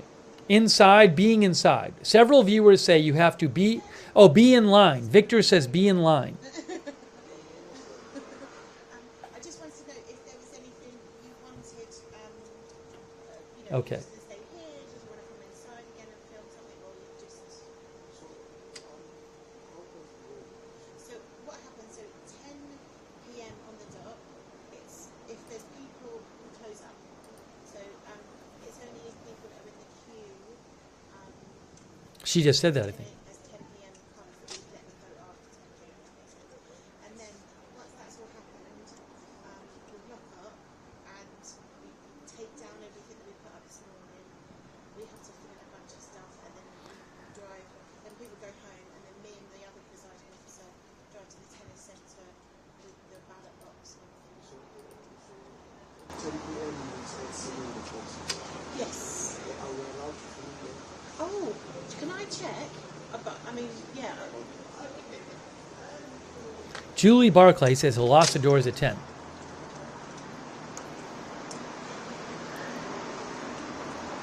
A bunch of people coming in. I kind of like that the polls stay open till. Well, there's a plus and minus. The plus is that it gives people more time to vote, which is nice. After work. I guess a negative is the later they stay open, the later it takes to count the votes. But I mean, so just for those who don't know, let me just say this again. So it takes hours to actually count all the votes.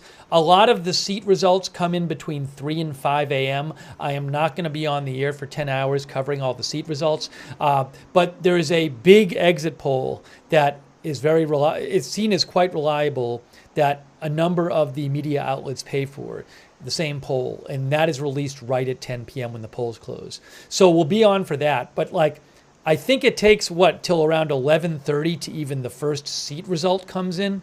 So it does take a while for the seat results to come in. If you're a U.S. It sounds like it takes longer than in the U.S., although for a lot of the seats, although I don't know. Because I think it does, though, because a lot of them come in. A lot of the seats will be, I think, is it called? Or project? I can actually tell you here. But from what I understand, a lot of it gets reported between 3 and 5 a.m. And in the U.S., it doesn't take as long for a lot of the seats. I mean, some of the seats take a long time, but a lot of them get called sooner than that.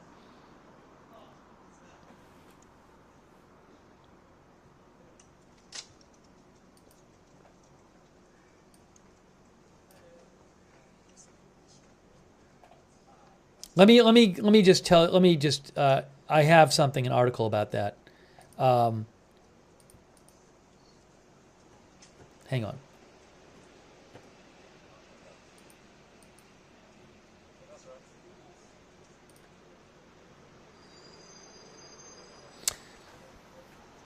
Yeah, The Guardian says that between 3 and 5 a.m., results are expected for about 2/3 of the constituencies. That's what they say.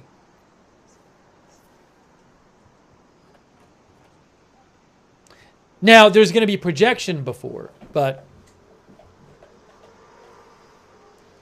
although to what degree, again, the general vibe I get is that you got to wait a number of hours. But maybe it's not so different because in the U.S., there's projections. So The UK people who've seen both kind of elections can fill me in. Let's see what people said in the chat. Yes, media in the UK can, quote, get political at 10 p.m., Cherry Sour. The restrictions are off at 10 p.m. when the polls close. Will these results help or hurt Putin? My understanding is that between Labour, from what I've read, it's not some big platform of Labour to not support Ukraine. So I have not read a single article which suggested there would be some big shift in the UK on supporting Ukraine, for example, with this election. That's the best I can tell you.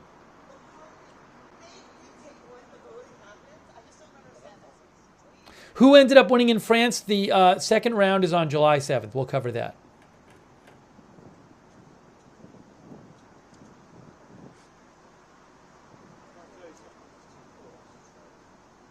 Fibro Dad says 2 a.m. for most results to start coming in. So is the idea that, like, in a lot of these seats, like, you don't even see any results until, 2, 3 a.m.? Not you get some? Because in the U.S., something else in the U.S. is I think there's a lot more early voting in the U.S. You know that? I believe I read is there just not early voting in the U.K.? Am I right about that? I forget. Because in the U.S. there's a lot now. Viewers, is there any early voting for this election? There's postal voting, says Mook Duke. People are saying yes, but I read an article saying it's a lot less. I'll tell you this. I'll show you. There was an article in the New York Times that talked about this.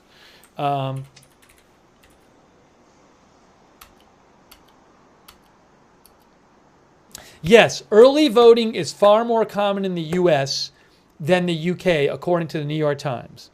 In Britain's last election, the early voting was 21%. In the 2020 election in the U.S., early and mail voting was 70%. So it's a lot. And those votes often in the U.S. get counted quite fast. Because they even get started counting early and then they get reported quite fast.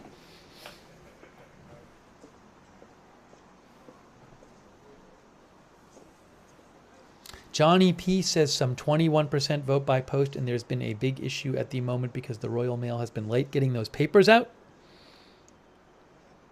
Eggy says the results don't trickle in. Each constituency reports in full after the count. Until then, just vibes from people at the count. All right, that's interesting because that's not the way it is in the U.S. Thanks, Harry Sound. Harry Sound says voter turnout will be one of the most interesting metrics. Might be very low, says Harry Sound. Typically, it's been in the mid to high 60s in recent elections. Less than 10 minutes till the exit poll. Oh, hold on. Hey, look, guys. Look what I got. Hold on. I got something for you. I got a video to show you. I have a video to show you. Breaking news. If I can, let me get it up here. I hope this works. Let's see. Is this going to work?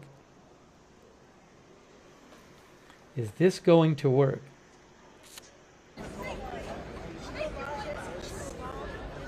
All right, hold on.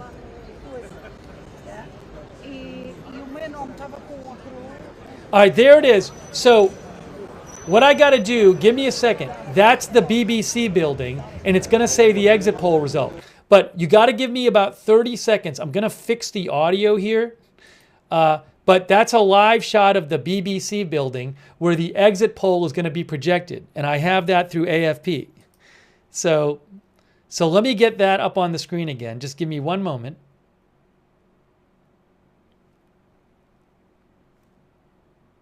About to get it up on the screen here for you. One moment, please. I think we got it. Do I got it? Are we live?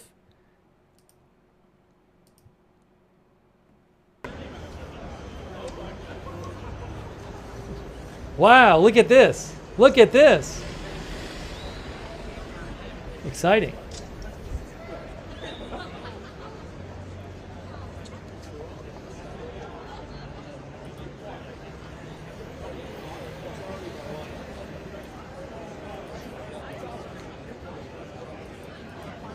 Now, why is this not working?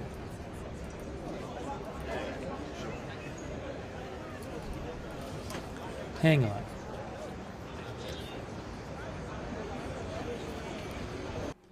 Guys, just give me one more moment. I gotta just reset one more thing here. Get that so I can get that footage back up. Give me one moment here. I think we're good now. I think we're good to go now. I think we are good to go now. Here we go.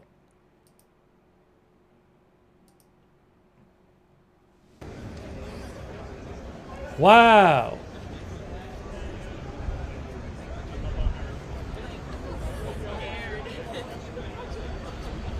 So this is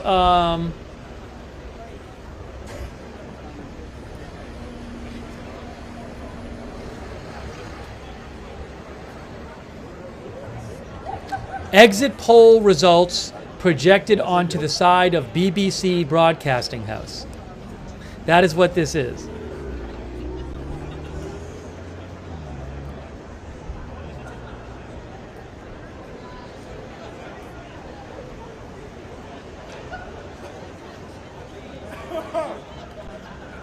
So I'm gonna go back and forth here between these two videos. We got this video here. We got an AFP one and a Reuters one. We also have this video. Hold on.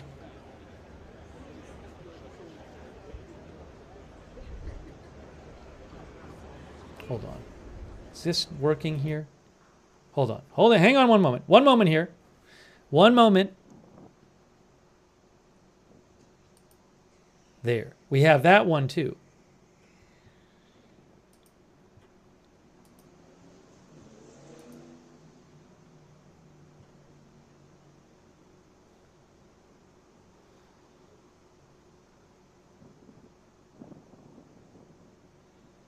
So we have that one, and we have, where's the other one here? The AFP one. Give me one moment here.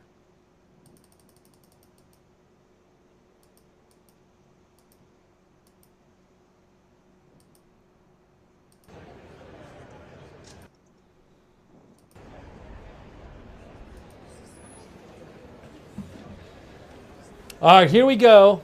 We're waiting for the exit poll. You can see the video's a little behind the clock, but in 5 minutes it should project on there. Thanks to all of our mods for being with us. What is going to happen? So, remember, currently well, not anymore, but before today, the Conservatives were in control of the government there. In the last election, the Conservatives won. In the last election, the Conservatives won 365 out of the 650 seats, but and Labour had 202. But it is widely anticipated that Labour will get more than 400 seats, and the Conservatives could get like in the low 100s or even less, which would be an enormous change, obviously. So we're going to find out in just a couple minutes. Here, and we have that live video. I know it's a little delayed because of, I apologize, it's a few seconds delayed, but we'll leave it up there anyway. Hey, thanks Catherine of Sweden. She says, voted this AM, and that's my old workplace, so looks so cool. Thanks, Catherine.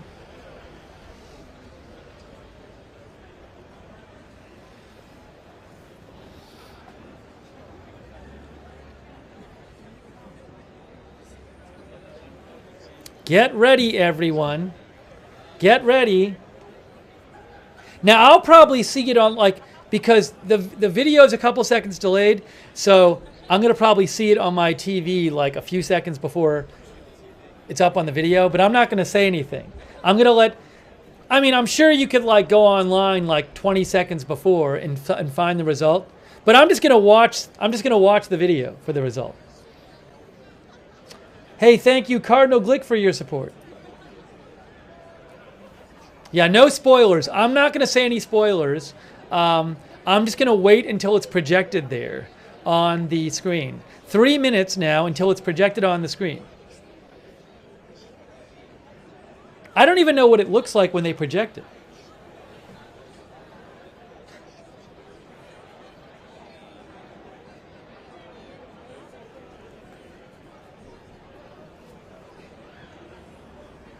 And here's what it looks like at the polling station, real quick. Oh, they switched it on. They switched it on Reuters shot. All right, well, the Reuters shot switched. We're going to leave it like this.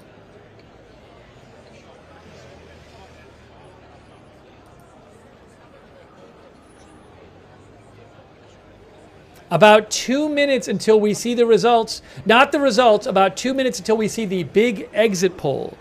The big exit poll, which is widely seen as reliable, we're going to see it projected there in 2 minutes. Oh my gosh. Oh my gosh, guys. Are they going to put up the number of seats or the percentages?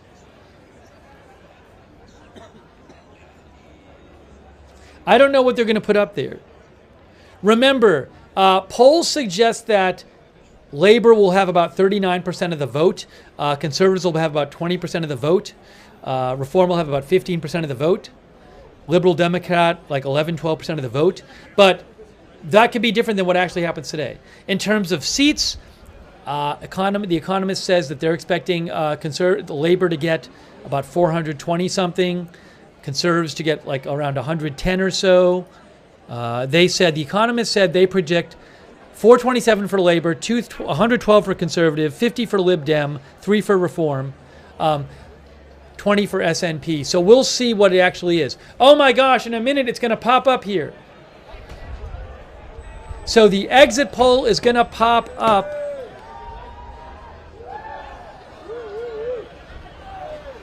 All right, I'm not going to say anything. Hopefully this works and it just pops up there. People are cheering, yay!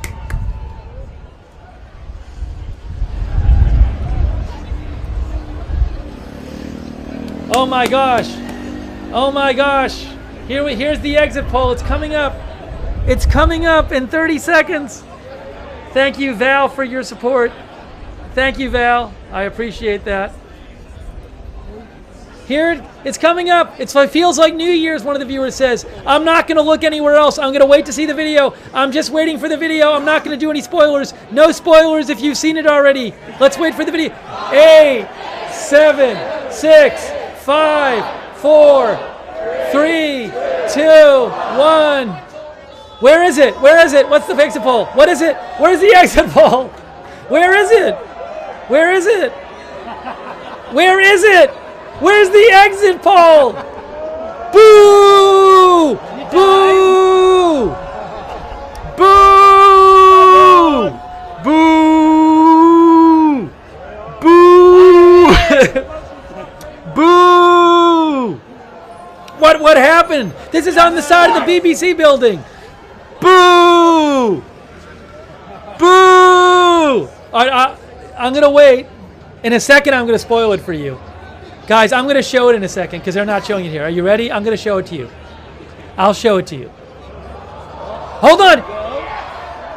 410! Breaking news! Oh, Labor 410. Labor 410 seats. Conservatives 131. That's the exit poll. Breaking news. 410, 131. Liberal Democrats 61. Wow. Reform 13.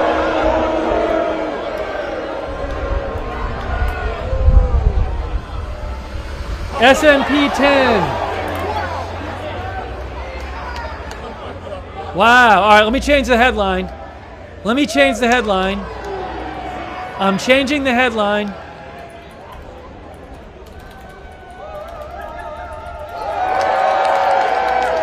Green Party 2.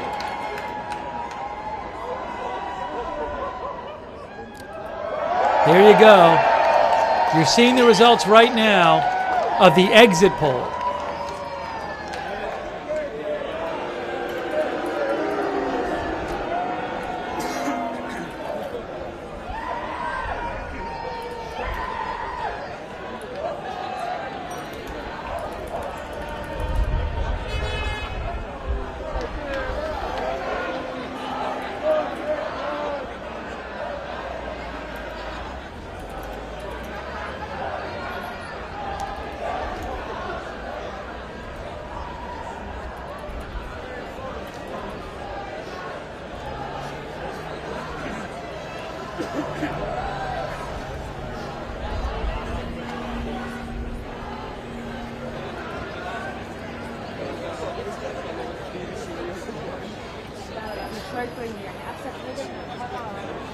There you go. Exit poll. Labor 410, Conservative 131, Liberal Democrat 61, Reform UK 13.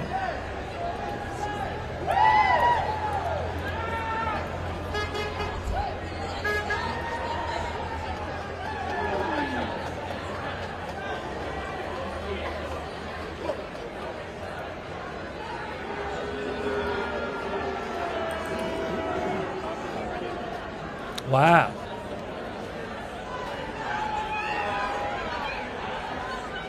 Let me just see the let me just fix the headline here. I'm going to take some comments from you guys. What do you guys think? It's fairly close to what the exit poll result, which is seen as usually pretty reliable, is fairly close to what the polling has been.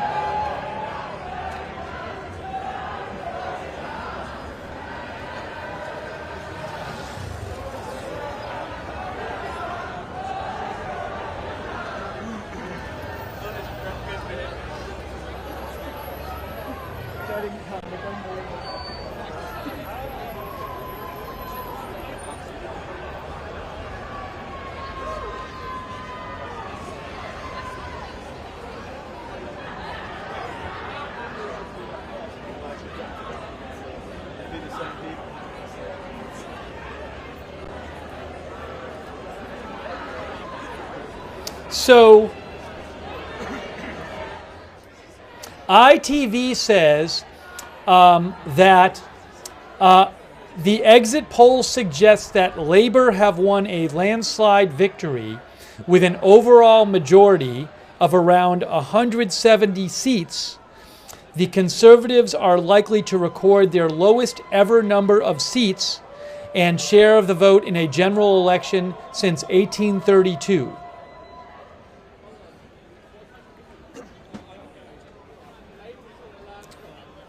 This would be the biggest gain in seats for Labour or for anyone since 1945. Majority of 170.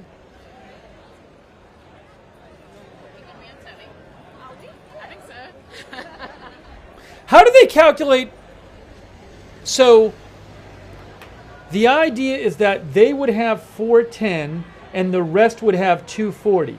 So they say majority of 170 because Labour would have 410 and all the other parties combined would have 240.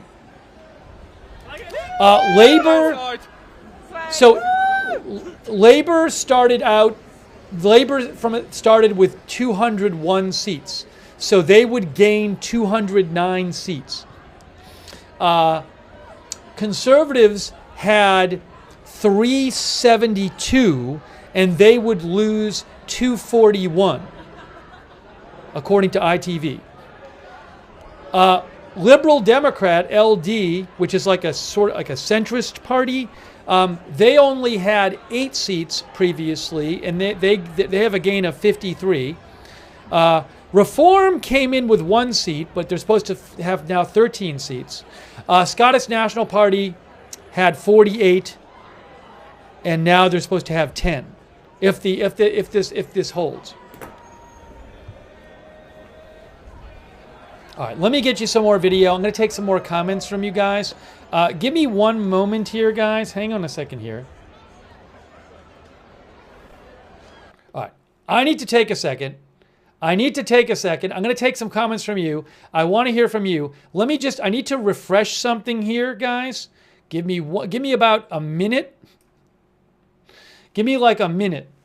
Thanks for your patience here. I'll read some comments while I'm refreshing something. But Phil Letley thinks 13 seats for reform is an amazing achievement. Let's see.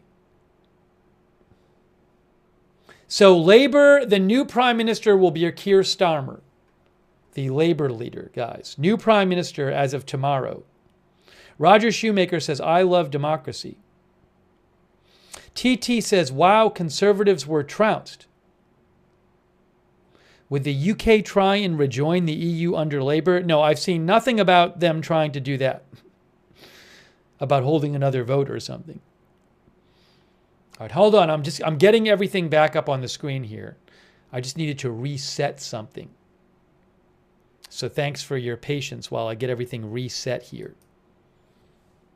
All right, I'll have the video for you in just a second. Let me just throw this up there.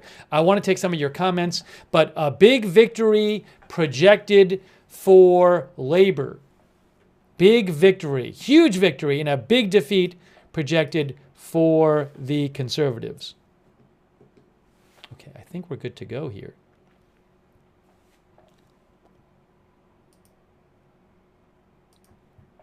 Hang on. Hang on one moment. I'm getting everything on the screen here for you. Are we good to go? Where is... Oopsie. Let me just make sure this is working. That's working.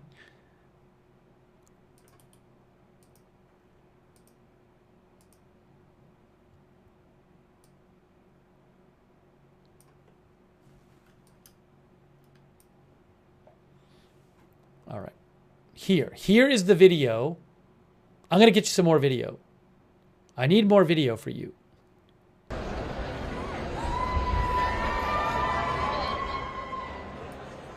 Okay. Let me get the clock up on the screen as well.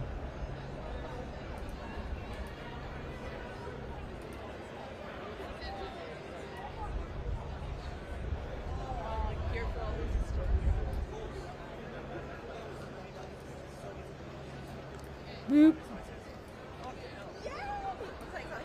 That's the thing, like, we had, like...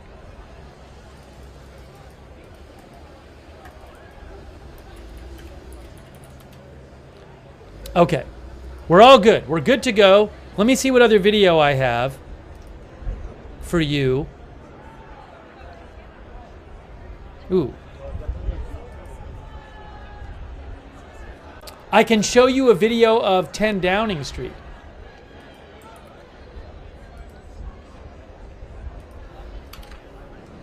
Hey guys, you want to see 10 Downing Street?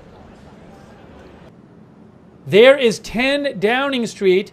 That is where the Prime Minister lives and works. Tomorrow, Rishi Sunak, the Conservative leader, will no longer be living and working there. It'll be Keir Starmer, the Labour leader, will be the new Prime Minister. Tomorrow.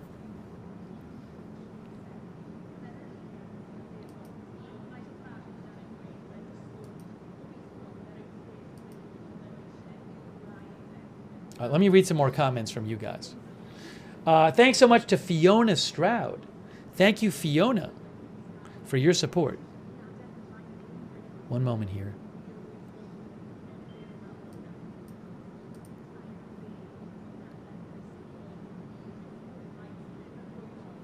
We can go back to this too.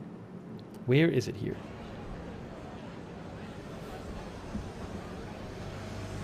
Cookie Quality Control says brilliant results for the Lib Dems.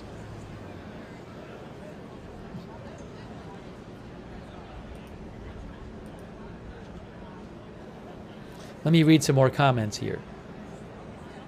Yes, the Labour Prime Minister will be Keir Starmer, the leader of the Labour Party. Pretty Boy Floyd, our viewer on Twitch, says, I hope Rishi has started packing his bags because by tomorrow morning he'll be out on the street where he belongs. Wow. Harsh.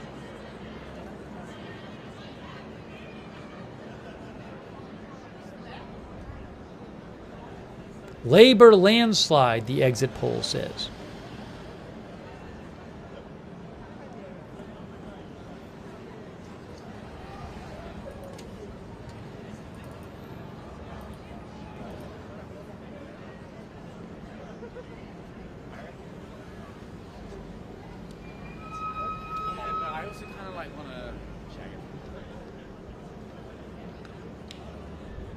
Our viewer Anant, our viewer Anant Mehta says Sunak must be packing.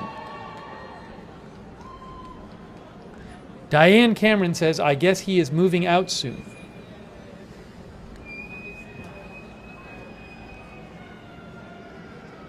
Yes, this is an exit poll, but it is widely seen as highly reliable.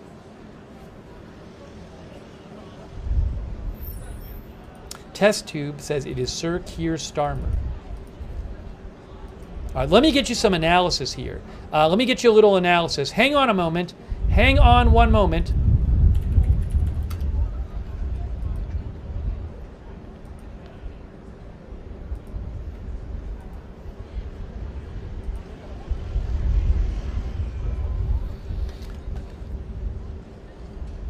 Sky News says, while Labour have likely secured their anticipated landslide victory, they may have fallen just short of the 179-seat majority Tony Blair won in 1997. The Conservative share of the vote and their seat total may be the lowest in the party's history. Their previous low, the Conservatives, was 156 seats in 1906. Also, the Liberal Democrats, which are like a moderate party, they are rising. They are projected to rise from 11 to 61 seats. Also, this is something. Reform Party, which is more right-wing than the Conservatives, Reform Party. A big part of their platform is anti-immigration. They may win a bunch more seats than was projected. A betting line over-under that I saw today on Reform was 3.5 seats. The current projection has Reform UK at 13 seats, as you can see right there. So that would be a bunch more than they were projected.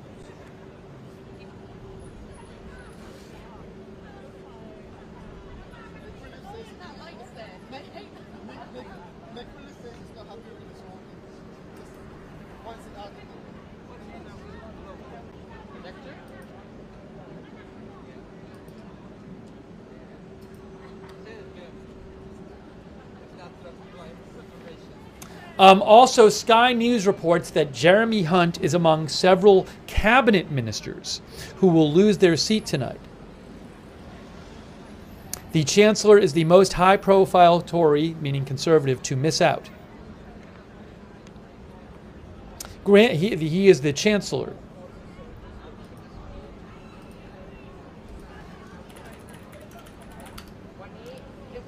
Chancellor of the Exchequer.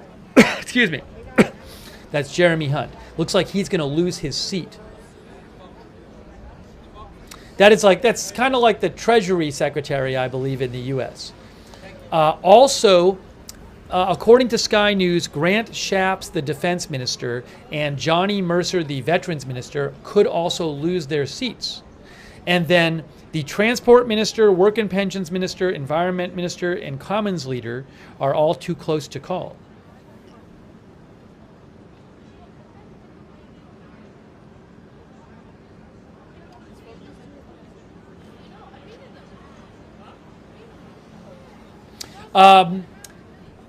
Sky News also says the Scottish National Party performance, SNP, appears to be worse than most polls anticipated.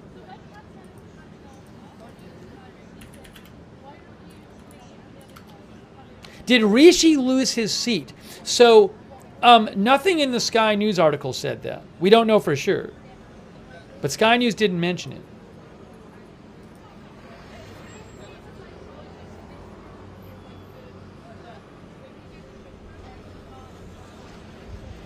The BBC News reports, Chris Mason of BBC News says, the Conservatives, so often an election-winning machine, a powerhouse of success, are pulverized, obliterated. Just 5 years ago, Labour were crushed, humiliated, and reduced to their smallest number of seats since 1935. People fell over themselves to say Labour was doomed for a decade. And yet here, if this exit poll is close, this points to an astonishing comeback for the Labour Party.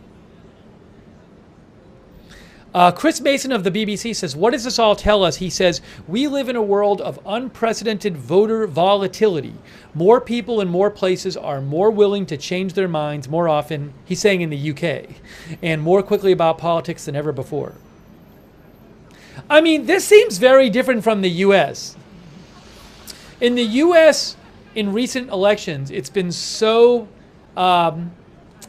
so divided and people seem so set in who they support that, like, this kind of great swing from one party to another seems unimaginable in the US right now. I mean, think about this. Can you, for those people in the US, can you imagine such a thing?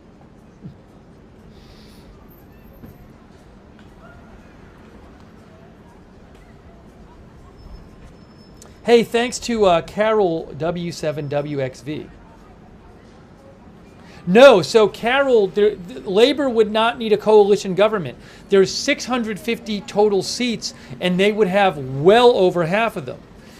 You would need 326 for a majority. They would have 410 seats. So they wouldn't need to have anybody else vote with them to pass legislation, because you just need 326 to pass legislation. They'd have 410. If that's how the results end up coming out.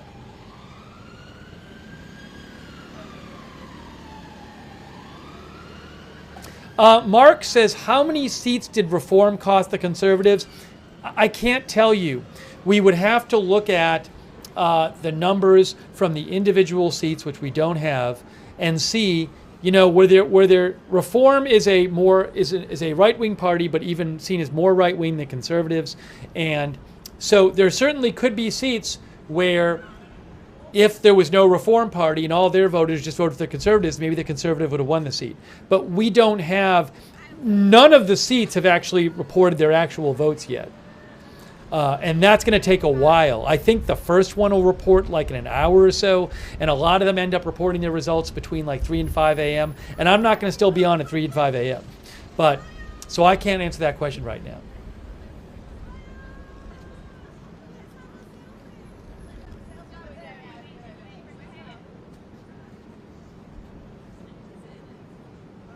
Julia says, just saw on BBC exit poll based on 20,000 people sample in 131 constituencies. In recent elections, this exit poll has been quite reliable.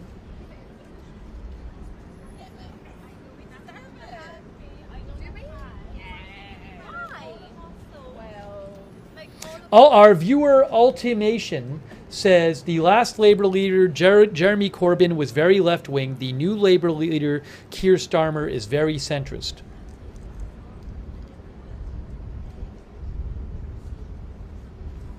DC says the vast majority of Scottish seats were very close, so I take the SNP result with a pinch of salt. I think they will end up with more seats.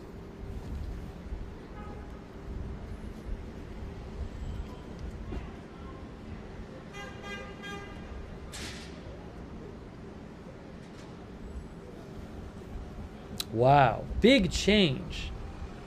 Big change. Big Pudding says, strong showing for reform. Hey, a quick thank you, by the way, to Vicky Healy for your support. She says, I hope our USA election turns out like this. I think the USA election is going to be close either way, but we'll have to see. Thank you, Vicky Healy. I appreciate it. Thanks also to Kristen Gates. Thanks so much for your support, Kristen Gates. Let me see if I have other video for you. I have 10 Downing Street. Hold on. What's this? What am I seeing now? Oh, I'm seeing some poll boxes being counted. Hold on, guys. Wait a moment here. Hang on a moment. I have something to show you. I have a different video to show you. Some election video from BBC, not BBC, from Reuters. Look at this. Can I get it on the screen? Look, they're counting votes. They're counting the votes.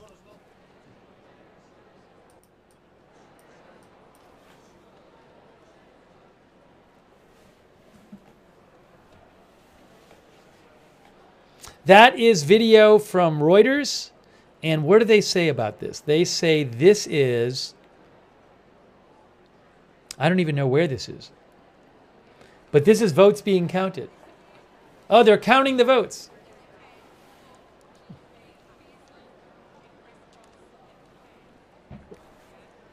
Oh, look! It looks like there's the ballot boxes. We got to get those. We got to get those ballots inside. This is they're running with. Somebody told me I'd see this. They're running with the ballot boxes.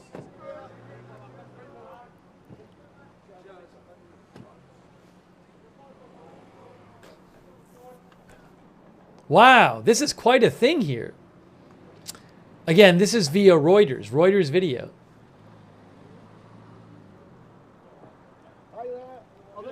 I don't even know. Do they count them all to central look? Is each city or each does like each, do they bring it all to one place, or do they have like a number of these counting centers around the country? Maybe one of our viewers can say it in the chat. Callum says that's Sunderland.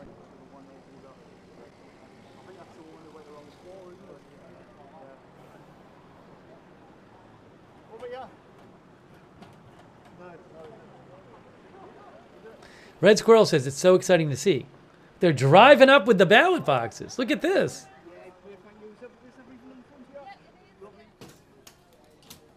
Look, they're opening the boxes. They're opening the boxes. Wow.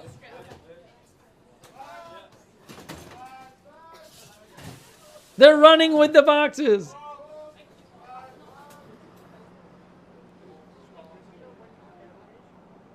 Each county, Ruth says each county has one central place.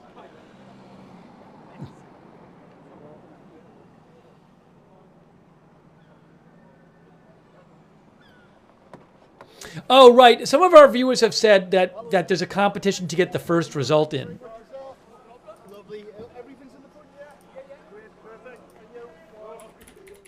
Look at this.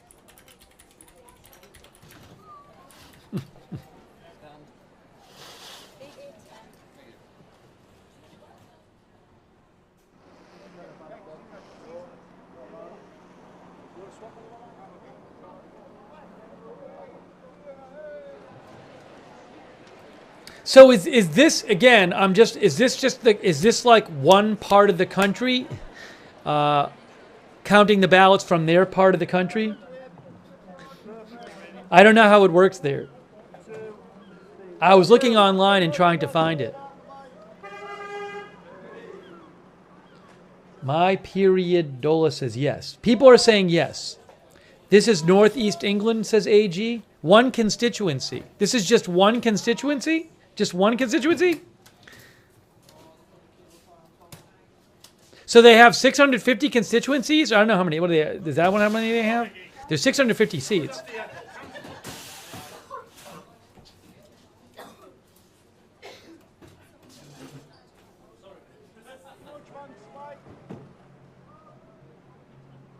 Reuters didn't post where this one is yet.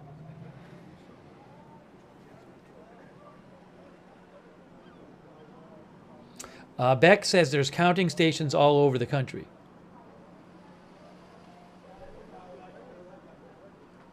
Jamie says 650 of these going on. Oh, Chris the Toffee says this is one seat out of 650. This will be the same across the country, just not as dramatic or fast. So is this like one of the places in the country that's actually like in a competition to get it done the fastest? Is that the idea?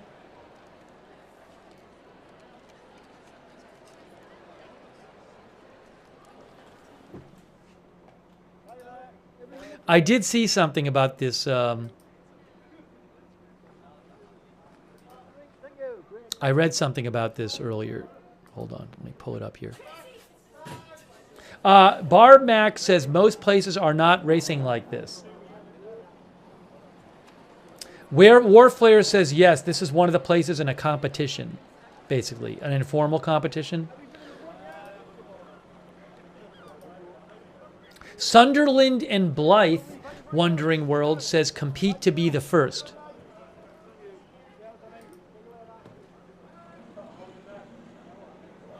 Oh, The Guardian says Blythe and Ashington and Houghton and Sunderland South, both in northeast England, are expected to be the first at about 11:30 p.m.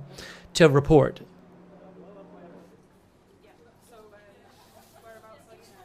So I assume this is either Blythe and Ashington or Houghton and Sunderland South.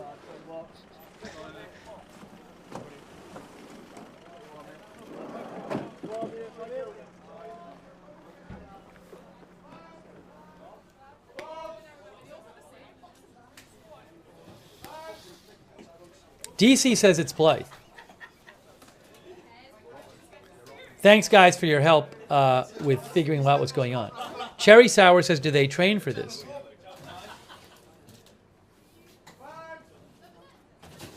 Look at all the people working there.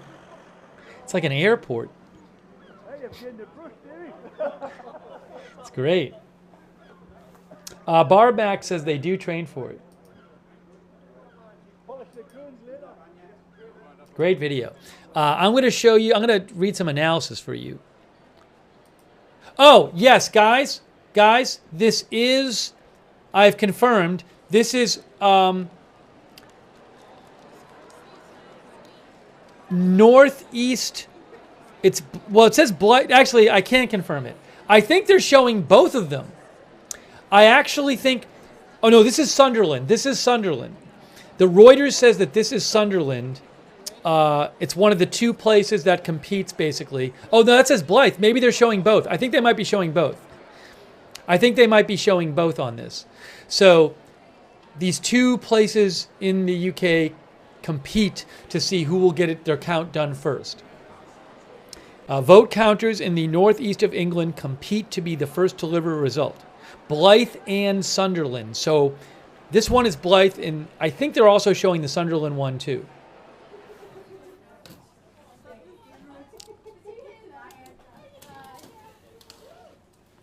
So this is from Reuters, but they're showing this competition between them.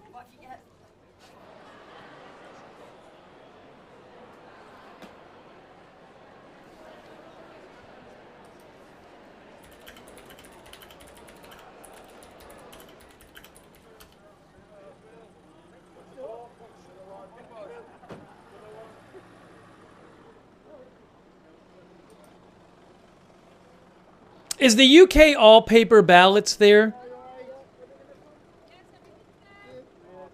Our UK viewers, is it all paper ballots? Slippy says yes. Yeah, everybody's saying yes in the chat. Thanks, viewers. Yeah, it's pretty. People from the UK have probably seen this a lot. I've never seen it like this. I think it's really cool to watch this happening.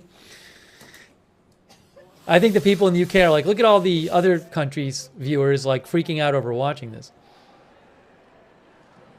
Wandering World says they train for weeks to do this. We do paper and postal only.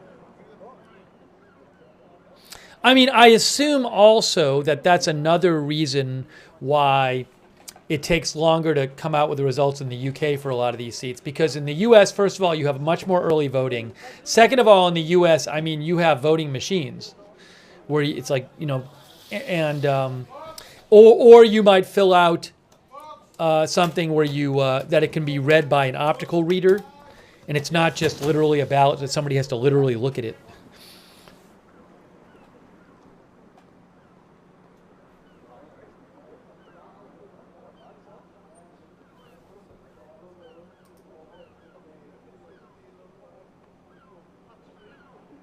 And when, like, so, oh, I think I saw something about this. In terms of the timing, so, like, when will like Keir Starmer of the Labour Party make a speech? It's 10:31 there. It's going to take hours to actually get the official results in. Given that we have this exit poll that is calling for a very convincing Labour victory, which is what the polling was suggesting. Scorier thinks likely 6 a.m. AG says not until morning tomorrow. So a bunch of our viewers are saying that Keir Starmer wouldn't speak until tomorrow in the morning. 4 a.m., 3 to 6 a.m., early hours of the morning. Yeah, and a lot of the seats will get announced. I think 2/3 of the seats will be, the results for about 2/3 of the seats will come from 3 to 5 a.m., according to The Guardian. All right, so we're not going to see that on this broadcast. I'm not going to do the 8-hour broadcast. You can watch like Sky News or whatever for that. Gaz in Scotland says he will speak at his election count. Kevin Graham says this will go on all night. Yeah, according to The Guardian, about 443 of the 650 seats, you will see results for those between 3 to 5 a.m. It's currently 10:33 p.m.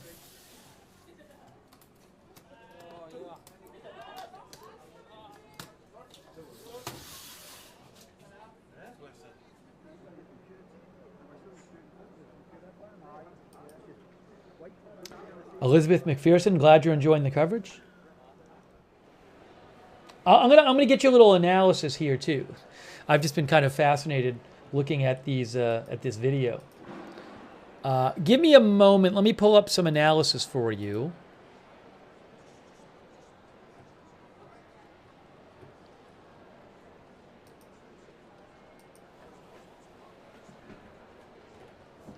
One moment.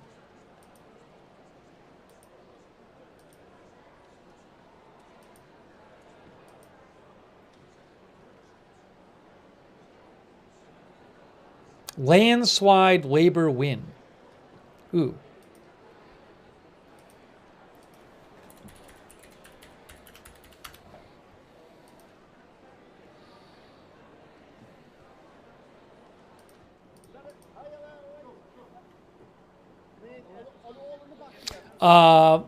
The Telegraph UK says the Tories, that means the Conservatives, are set for their worst election result of the modern era. This would be the fewest number of seats won by the Conservatives in the modern political era, down from 365 in 2019.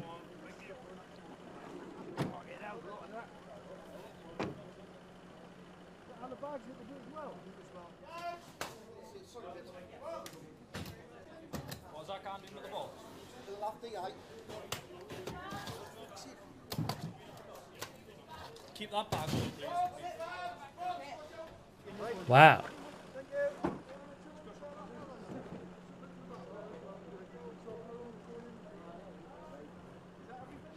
Our viewer Energetic Giraffe says 401 to 131, 410 to 131 is brutal. Chris B says it is a huge loss, just shows people have had enough.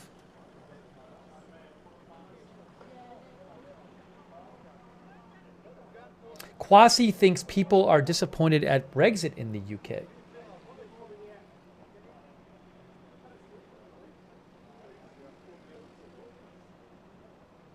It's a secret, says. Interesting they leave the polls open so late. Yeah, till 10 p.m.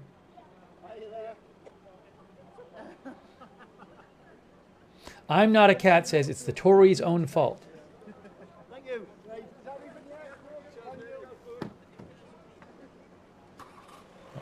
Turn the audio up a little bit. Sorry, I had the audio a bit low. I turned it up a bit for you, the audio. Hopefully you can still hear me, but I want you to hear the audio from the video too. Some in the boot as well. Right, some in the boot there. Yeah, is that everything out the front here? Yeah, great.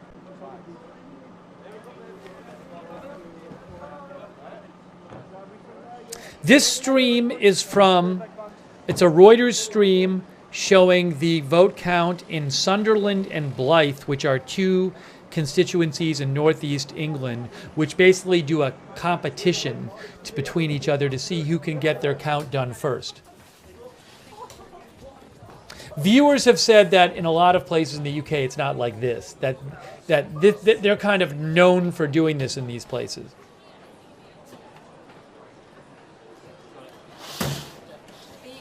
Daddy Dino mentions the vote share predictions. Hey, I haven't actually seen the vote share predictions yet. Let me see if I can find the vote share predictions. I haven't seen any yet. Hold on. Hang on. Turn this down a little bit. I feel like I'm yelling.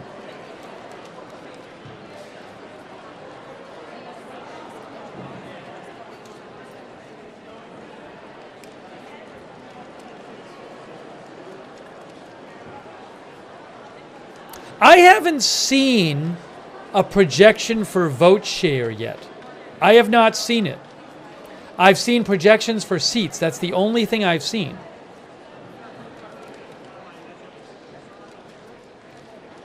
Have you guys seen a vote share prediction? Because I'm looking at various outlets, and I'm not seeing a projection of the percentages. Maybe it's floating around. Judy Collins says not yet. I have not seen it.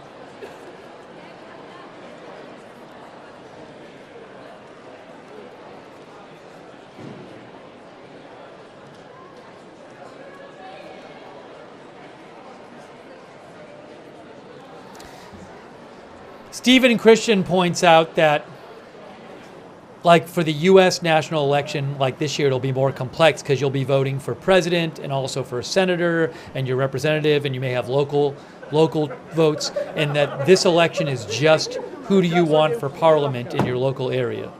Who do you want to represent you in House of Commons? Thanks, Stephen. That's what we do. Here's Alan, coffee.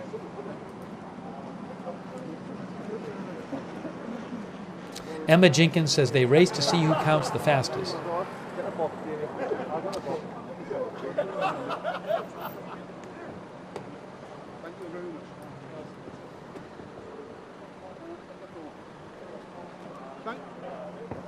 Thank you.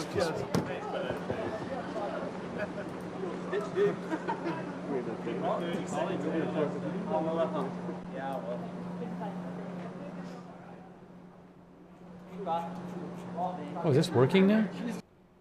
Oh, it's working. Great. Okay, that's awesome. Wonderful.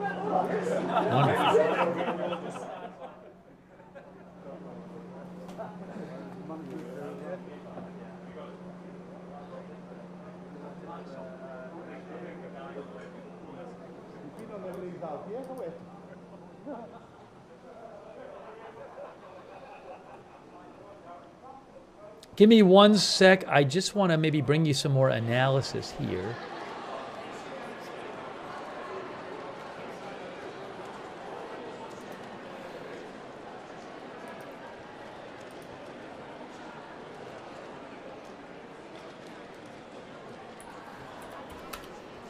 What a big change in the UK, guys.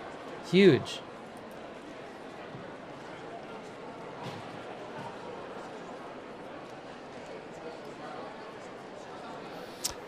The Wall Street Journal says if the exit poll holds up, this election will have marked a huge change in Britain's political landscape and a heavy repudiation of Prime Minister Rishi Sunak's Conservative Party, which has been in power during a tumultuous decade in British politics that included Britain's departure from the European Union, political infighting and scandals that saw 4 prime ministers in 5 years, the pandemic, war in Ukraine, and a cost of living crisis.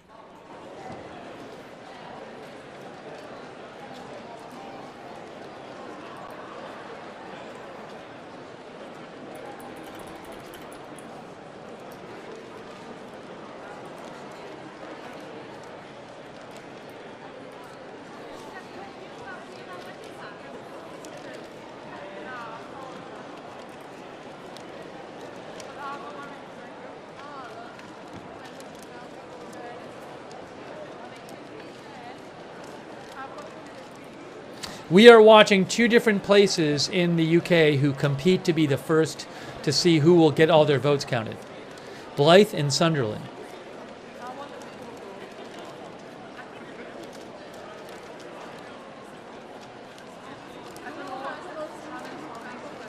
The Times UK says on any metric, the Tories, the Conservatives, are on pace for one of the bloodiest nights in their electoral history. Records are set to fall like dominoes. Wow.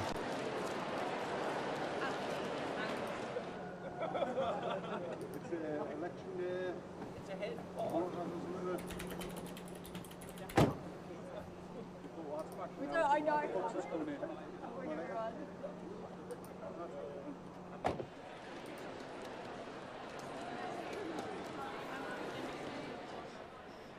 This is interesting. So, something The Economist points out, they say that, like, look, Labor is supposed to have 410 out of 650 seats, right?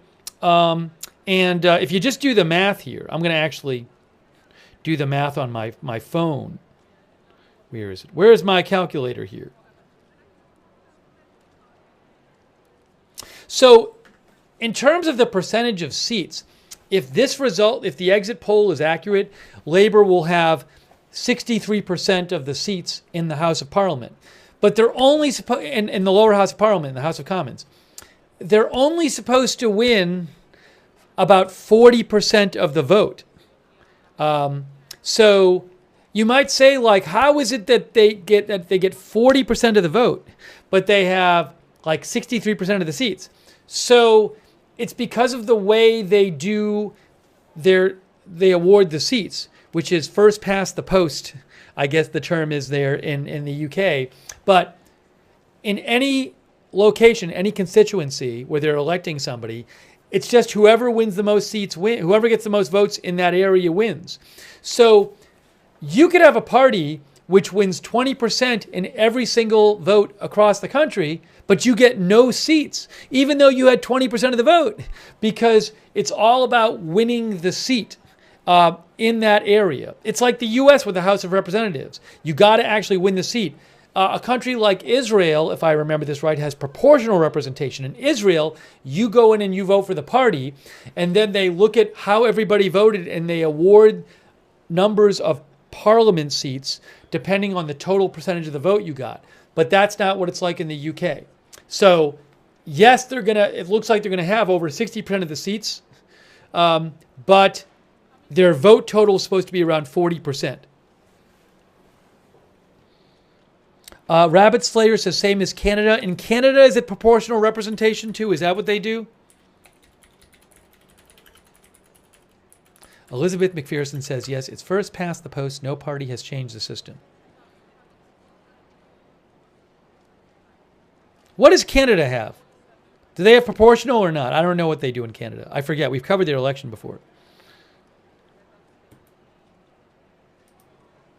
Canada's first past the post. Is that what it is? I just forget. I don't remember. Yes, Eric says Canada is not proportional. Israel is. Oh, list of countries using proportional representation. I found it on Wikipedia. So the Netherlands House of Representatives, lower house, has proportional representation. Just as an example, there's a bunch of them. But Israel does do it for their parliament, the Knesset. So there are some countries who do it. The U.S. does not do it. The Economist I'm looking at right now.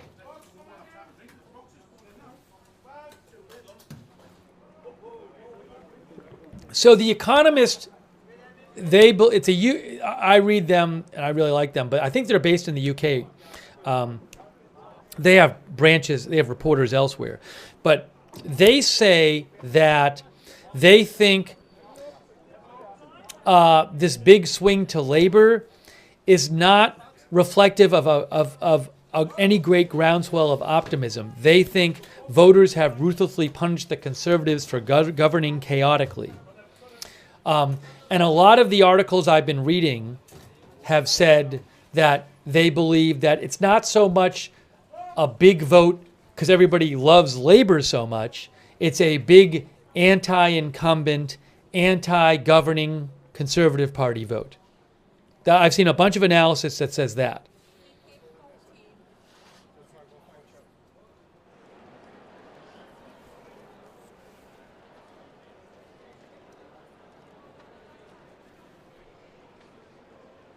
Also, there's a factor of like Reform UK. They were polling at about 15%. That's a party that's a right-wing party, which is seen as more right-wing than the Conservatives are, and them being in the race could have pulled a bunch of votes for. I assume they pulled a bunch of votes from Conservatives. Rankin, our viewer, thinks it's totally a shake-up vote.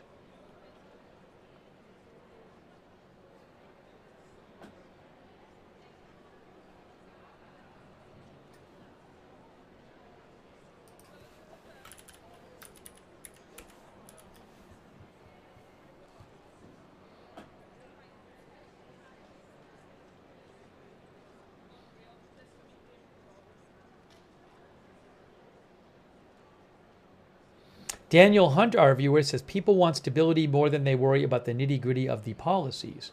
Tis what it is, says the Tories will be back in a few years. Watch.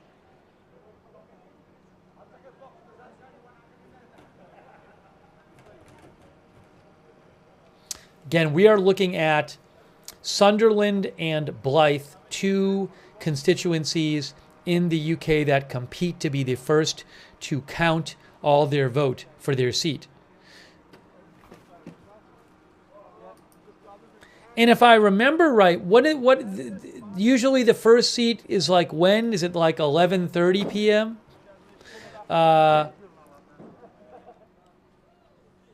Yes, so the Guardian says the first seat is usually finished counting, and it'll be one of these, around 11:30. And in both of these seats, Labour is supposed to hold their seat. So what the Guardian says is that these two places normally come in first, Blyth and Sunderland, Blyth and Ashington, and Houghton and Sunderland South. And then they say from midnight to 3 a.m., about 85 seats will finish counting and report. And then the big amount of seats comes in between 3 to 5 a.m., about 443 seats come in between 3 and 5 a.m. I will not be on the air then. But if you're watching, that's about 4 to 6 hours from now. And some of the UK viewers were telling me that the results do not trickle out like in the US. In the US, the results with congressional seats, you start seeing more and more votes coming in and being reported officially. That's not the way they do it there. They just count it all, and then they give you the total count. According to our UK voters, our UK viewers, they said that that's how it works there.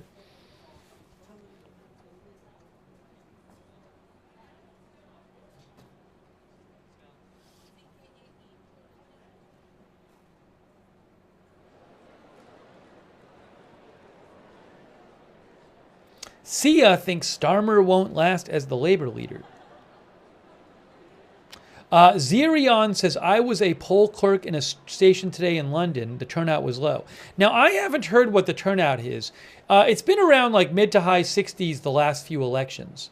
But I don't know what it was today. Z Howell says, yes, they count all the votes first.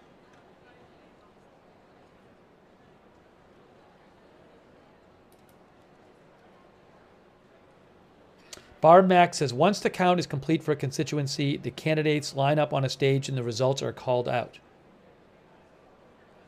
Zaba HD says, first vote results in 40 minutes. All cars have arrived.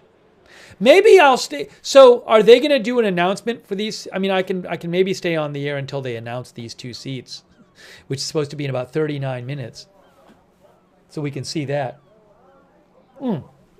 Thank you so much, Kerry Poteet, for the gift memberships. Thank you also, Matthew Garvey, for our new member. I appreciate you guys tuning in. I am not a UK political expert. It's very interesting for me to see how this works there and to see them counting the votes, and just trying to do some coverage of this. It's an important election.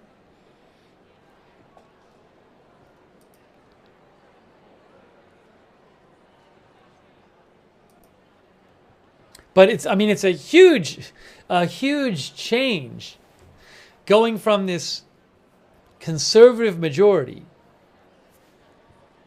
a significant conservative majority, to the Conservatives having 131 out of 650 seats. It's expected to be their lowest number of seats ever.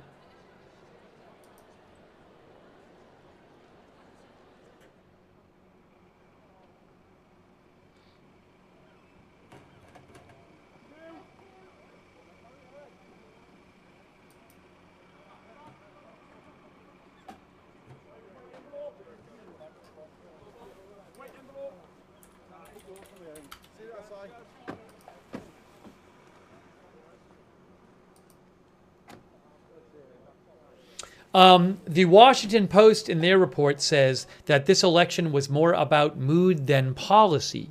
Voters appear to have conveyed their frustration with the Conservative Party and a willingness to give a chance to the renewed Labour Party, purged of its hard left elements and socialist rhetoric.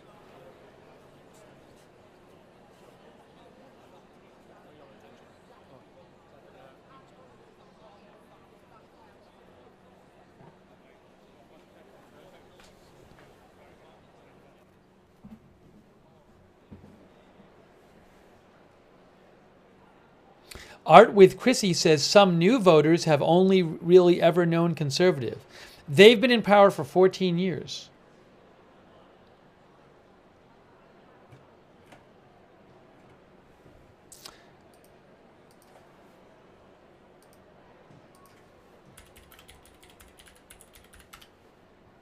UK population is 67 million, roughly 1/5 the population of the US.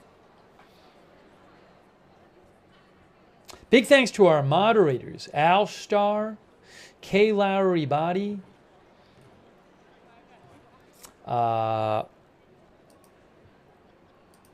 Big Ball of Yarn, David Green, Idaho Star, McBritches, Papa Bear. By the way, thanks on Twitch to Rogan Mitch for resubscribing. Christina Neal, Margaret Riley, Linda Belk and Larry on X. Thanks so much to all of our mods. Special shout out to our UK viewers.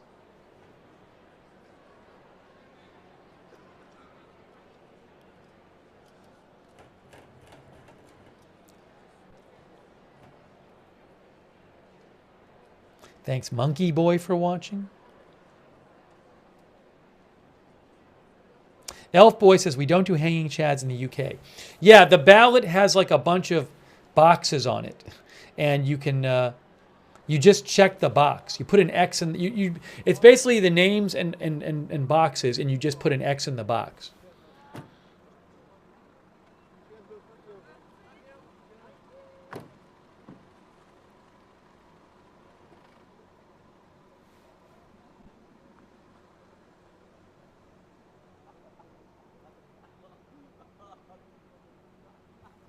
Why am I not hearing the volume from this?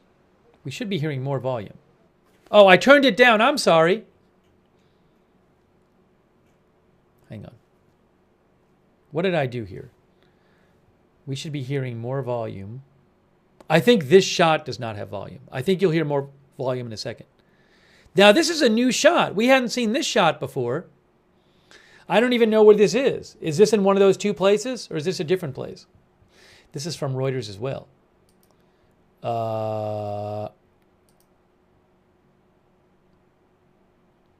Yeah, this is from either Blythe or Sunderland. But I don't think on this particular camera angle there is volume. When they switch, we'll see if we get volume.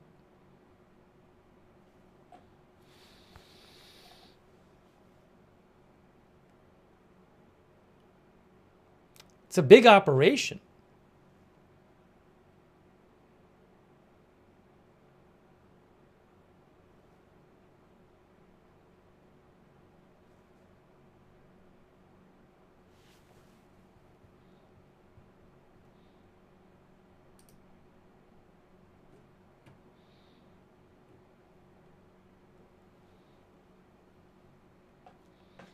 AP says a jaded electorate looks to have delivered a crushing defeat for a crushing verdict for Prime Minister Rishi Sunak's center-right Conservative Party. And by the way, he's been prime minister for I think about 2 years.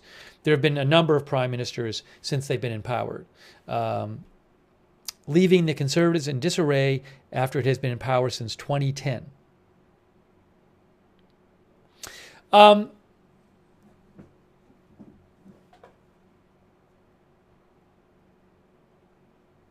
Hang on a second here.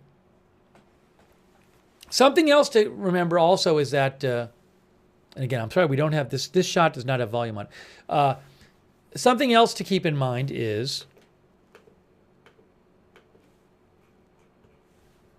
hang on, that the Reform UK, which is a right-wing party which is quite anti-immigration, they actually they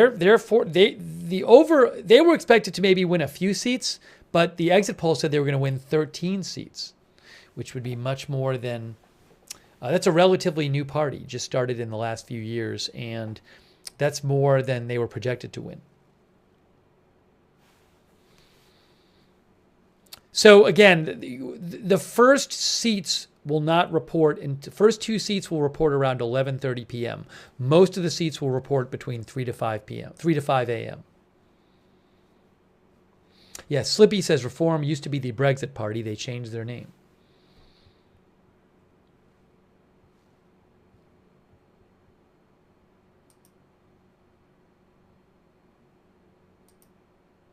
Yeah, for whatever reason, this particular camera angle does not have volume on it. Some of the others do. This one doesn't. So I apologize that you're not hearing any volume right now, but I think it's just this particular angle.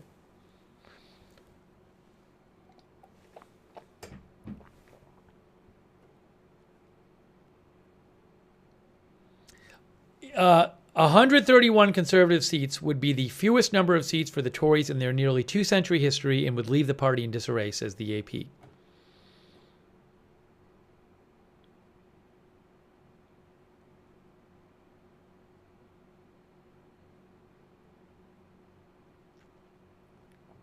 The AP says, Britain has experienced a run of turbulent years, some of it of the Conservatives' own making and some of it not, that has left many voters pessimistic about their country's future. The UK's exit from the European Union, followed by the COVID pandemic and Russia's invasion of Ukraine, battered the economy, while lockdown-breaching parties held by then Prime Minister Boris Johnson and his staff caused widespread anger.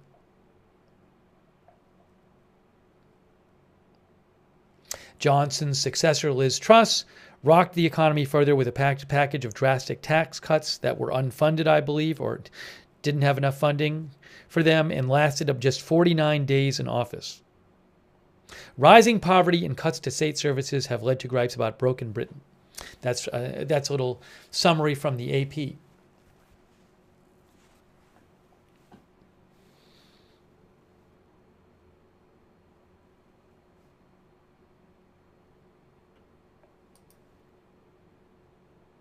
Let's see.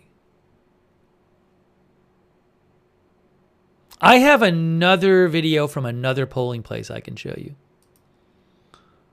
Maybe I'll try that.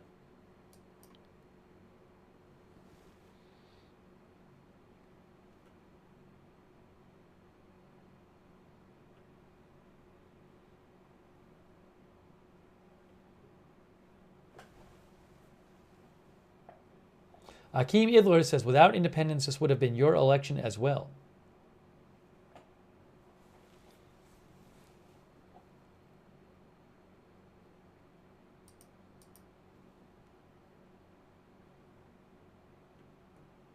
All right, let me see if I can show you that other view.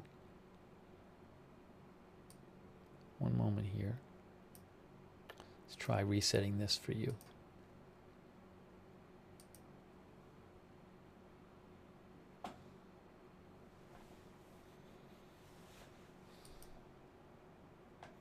All right, is this going to work? Let's see. There's another polling place right there. That is Clacton-on-Sea. That is counting going on in Clacton-on-Sea. That is from AFP, that one. Clacton-on-Sea is a seaside town on the east coast of England. Clacton-on-Sea. Southeast England. The other ones we're watching are northeast England. And then here is the one we were just watching. Sunderland and Blyth. 2 different places. Oh, Clacton-on-Sea is Farage's seat? Is Farage running in Clacton? Farage has never been a member of parliament, but he might become one tonight, if I understand correctly. He is the head of the Reform UK party. Yes, so the Telegraph says Nigel Farage is on course to win in Clacton-on-Sea. And that is this place here that where it's, sorry, hold on. There.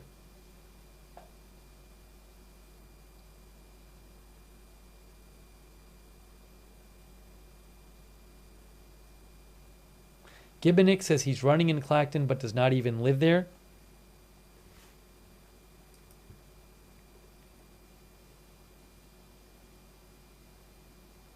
Is that true? I don't even know.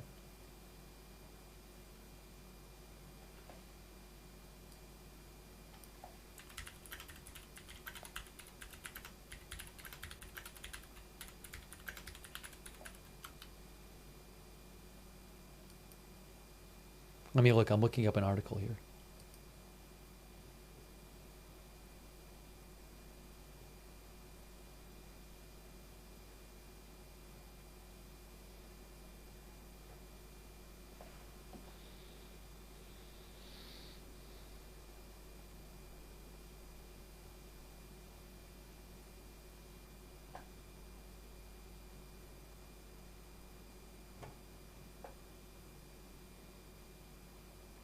Test Tube says first announcement soon. Mr. Hammond says Farage picked a coastal town to run in to push the anti-immigration stance more.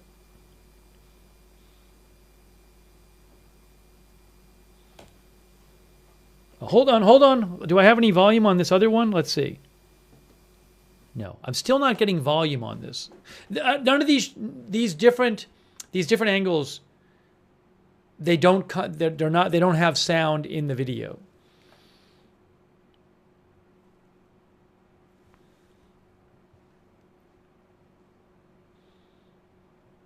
The first announcement should come by 11:30, 25 minutes. So, and we should see that too. I would assume we'll see it on the Reuters video, the Reuters stream.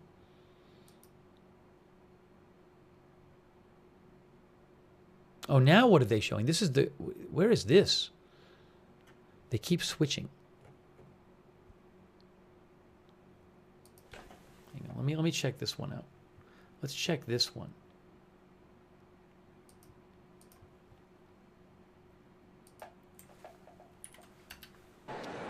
Oh, there we got volume. We got the volume back. Good. This is the count going on. This is the count going on in two places, Blythe and Sunderland. So this is Blythe right here, I believe. So one of these two places will be the first to finish their count. They compete in Blythe and Sunderland to see who can finish their count first. So we're watching, I think this is Blythe.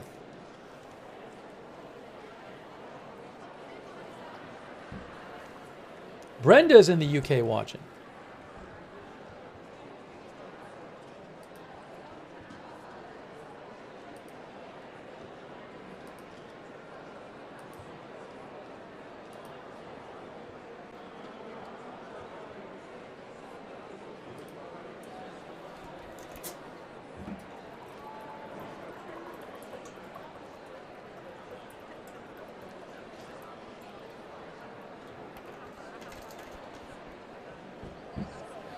Let me give you a little piece of analysis here from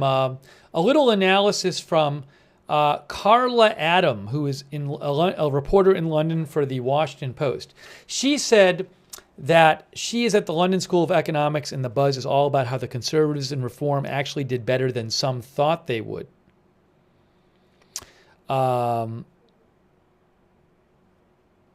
She says the exit poll figures for Conservatives and Reform are at the high end of expectations. I mean, Reform was supposed to get about 3 seats, and now they might get 13. Yes, that is true. Some thought the Conservatives might get less than 100. The Economist said that they thought the Conservatives would get 112. So that's a fair point that, as bad as the Conservatives did, some projections had them getting possibly worse than that, significantly worse.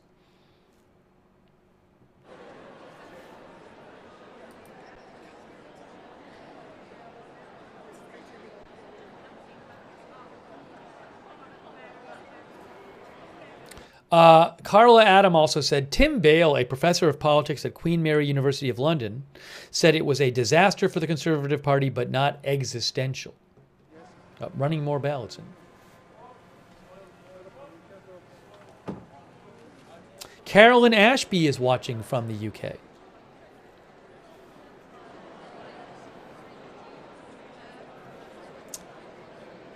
Stan says, how do they know the results before they start counting? So there's an exit poll they do every election where they interview thousands of voters coming out of the polls. And they're good at doing it, and they do it in a way that this poll ends up being quite reliable. In recent elections, it's been quite reliable and a very good indicator of what will happen. And according to that polling, you can see the numbers on the screen right there, the projection. Labour's going to get 410, Conservative 131, Liberal Democrat 61, Reform UK 13 out of the 650 seats.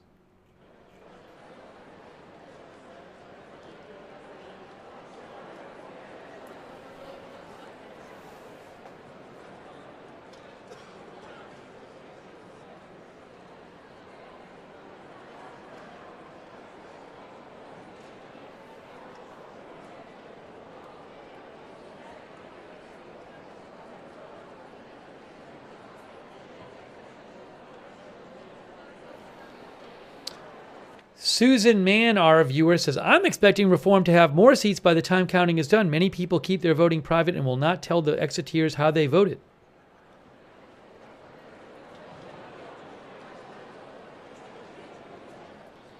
Test Tube says, I remember everyone saying all this about Labour not that long ago, how they were finished.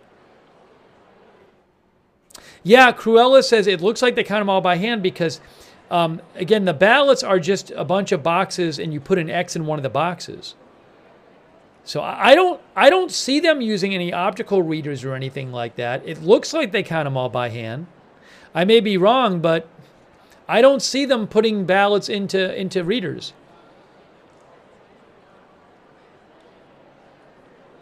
Maybe some of our viewers can say who are there, but I haven't seen that happen.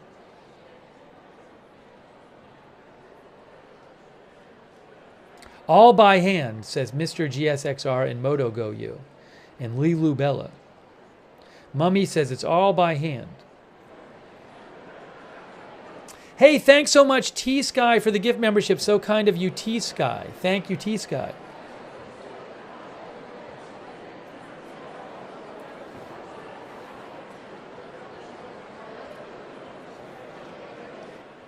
By the way, in both of these, in both Blythe and Sunderland, which are the first two expected to be finished, both of those seats are Labour seats that are expected to stay Labour seats. So you should expect with both of these seats that the Labour person will win.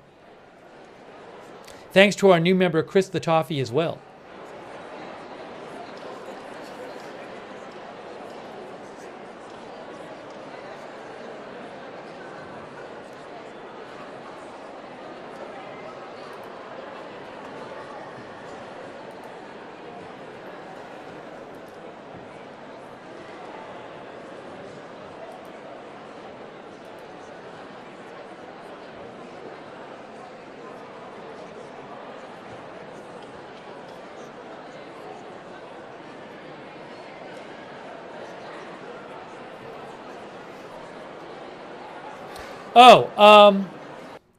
The exit poll predicted that there's a 99% chance that Nigel Farage, who is the leader of the anti-immigration Reform UK right-wing party, there's a 99% chance, according to the exit poll, that he will win a seat in Clacton and become for the first time a member of Parliament.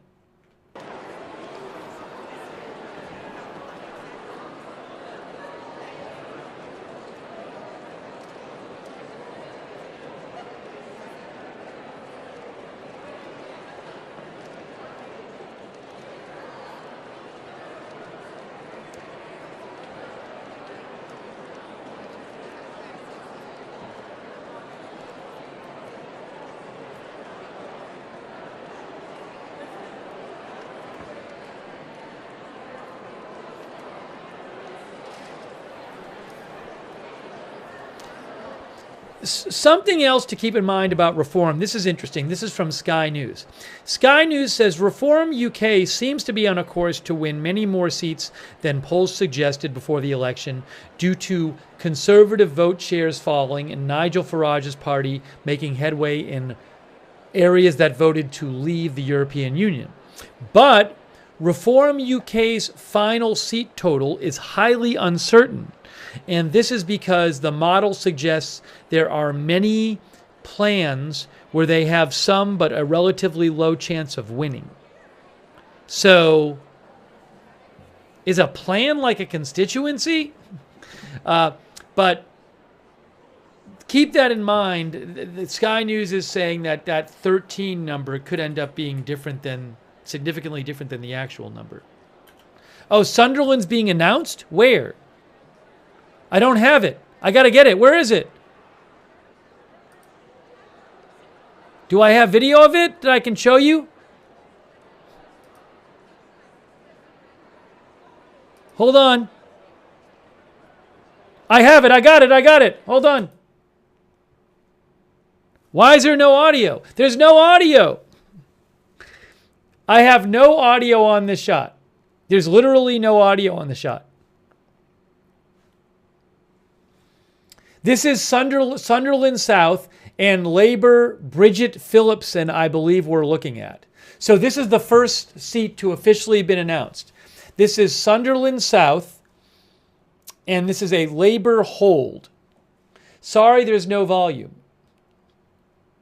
But there's no volume on the actual shot. It's not that I've turned it off. It's that for whatever reason, the Reuters shot does not have volume. And AFP, I don't have one from them. So this is the best I can do for you. I don't know why there's no volume on this shot, but there just is no volume. There's volume on their other shot. Look, I'll show you. I'll prove it to you. There's volume there. So I'm sorry we can't hear her, but there's literally just no volume on the shot.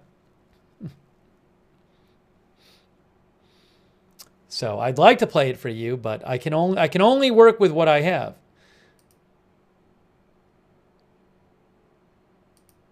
That's too bad. That stinks.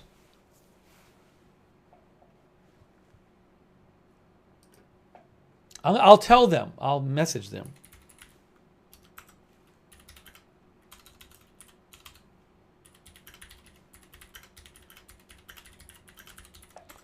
Hi.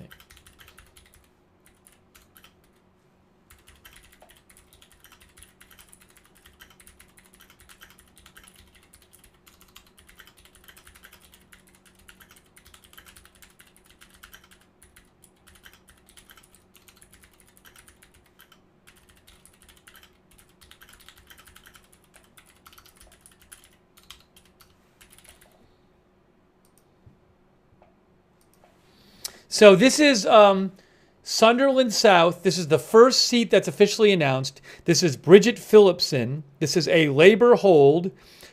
Turnout there was 51%.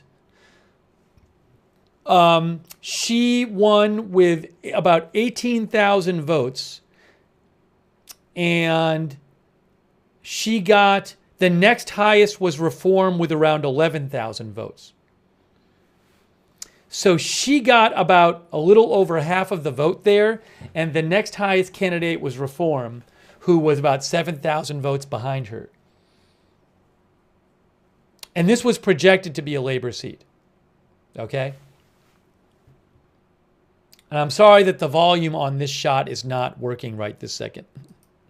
I wish I could had volume for you, but I can only make do with what I have. But that is Bridget. Was it Bridget Phillipson? But this is the first official result.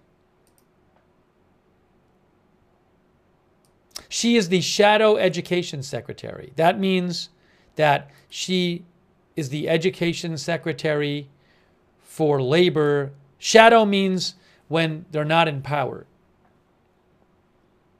So like the Labour Party as the opposition party, had their own education secretary, but not for the party in power. But now her party will be in power. Maybe she'll be the actual education secretary.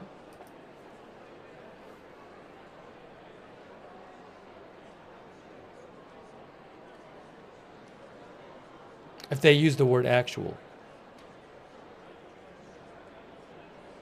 Bridget Phillipson has represented that seat since 2010. The person you just saw speaking in Sunderland, where is it here? Houghton in Sunderland South. She actually has represented that seat since 2010. And Wikipedia says she served as the Shadow Secretary of State for Education since 2021.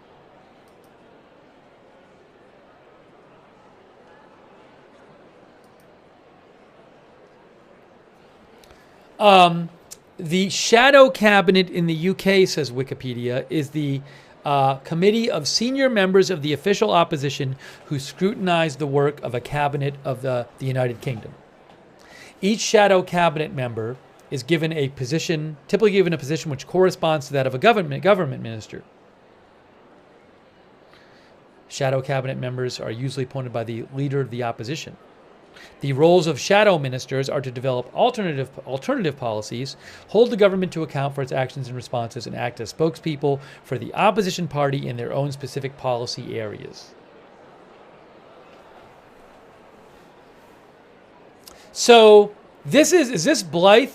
Are people in Blythe unhappy because they're like, oh, we didn't get it done first because Sunderland already announced.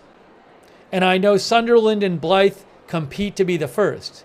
So are they bummed now?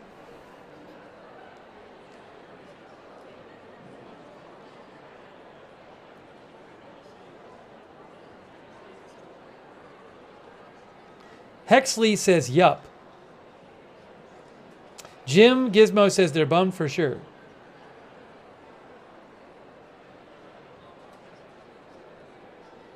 Shaggy says Blythe got smoked, they didn't want it.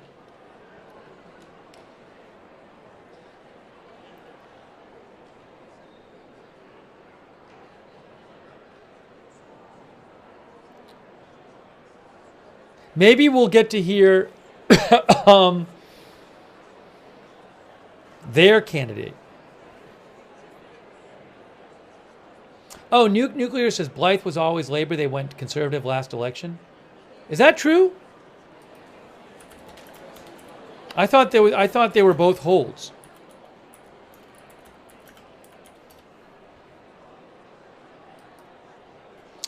Ian Levy is the MP for Blythe Valley. This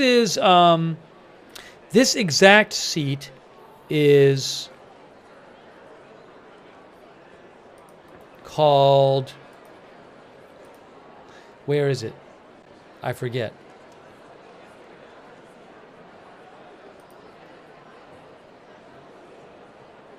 Blythe and Ashington. Blythe and Ashington, this seat is called.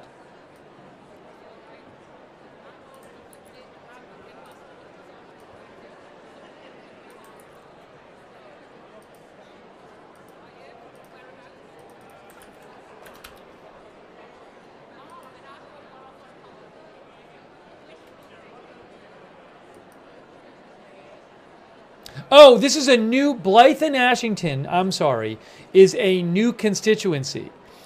This is a new constituency, Blythe and Ashington. The Labour candidate is Ian Lavery, and I think we've seen him. Hold on, I'll show you. Ian Lavery is the Labour candidate in Blythe and Ashington.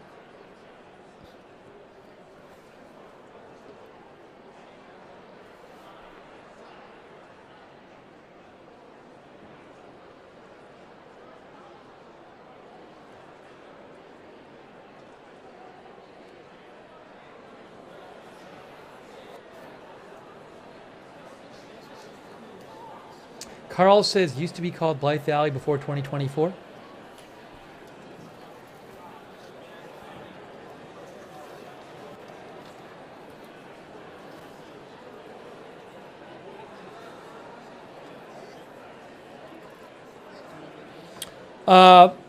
Yeah, this seat comprises what used to be Blythe Valley.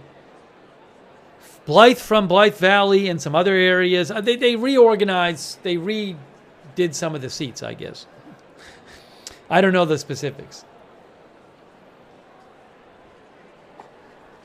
But I assume they're going to announce soon.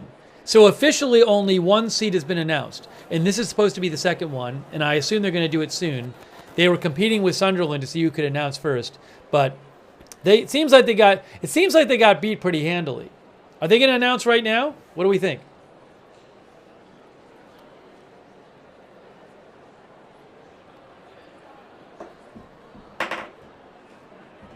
Chris B says, let's see if Reform beat Conservative in this area too. Oh, and in that first seat, I'll actually tell you what I forgot to check. The second place in that first seat was Reform.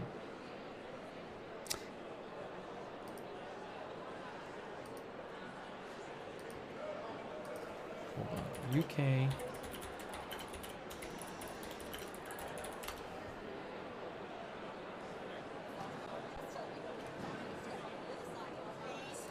all the candidates Hey, and look. election agents for Blythe and Ashington join me by the stage area? Oh, they're about to announce it. The second seat's about to be announced, guys.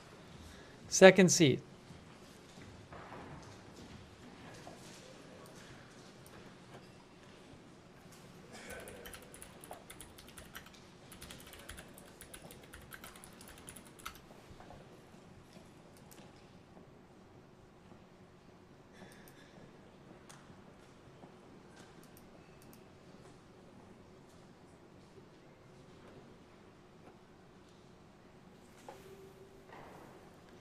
So we're watching this seat announce what happened, the results.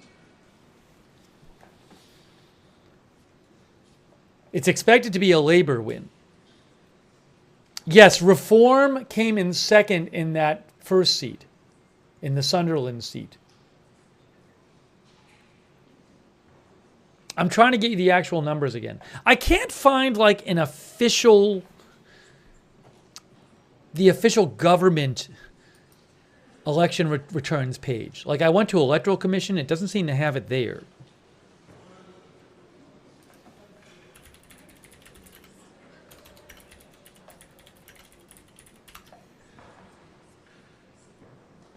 So I'll read it to you.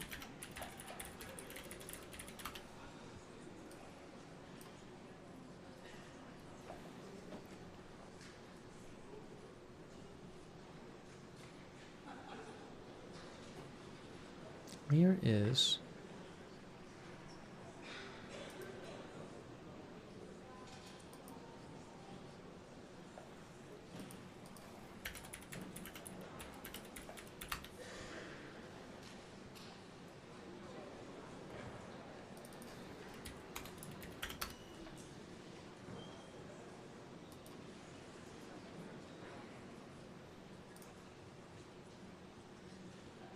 here it is.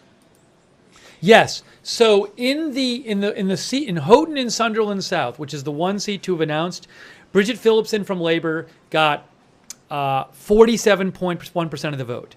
Reform Party got 29%, and Conservative got 13.8%. Okay. So again, in that first seat, the Labour candidate got 47%. The Reform UK got 29%, and the Conservative got 14%. So that looks like it's not a seat where Conservative cost Reform, where Reform cost the Conservatives the seat, because if you add up the Reform and Conservative, it's still less than Labour in that seat. That's the only one that's announced. And then the next one that's going to announced is this one, Blythe and Ashington. They're about to announce it.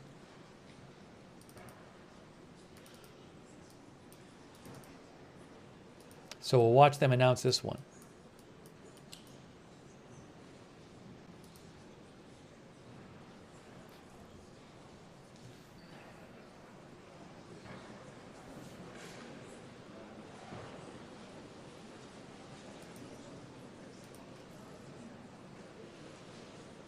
Yes, as a bunch of our viewers are saying, there's 649 seats to declare because there's 650 total.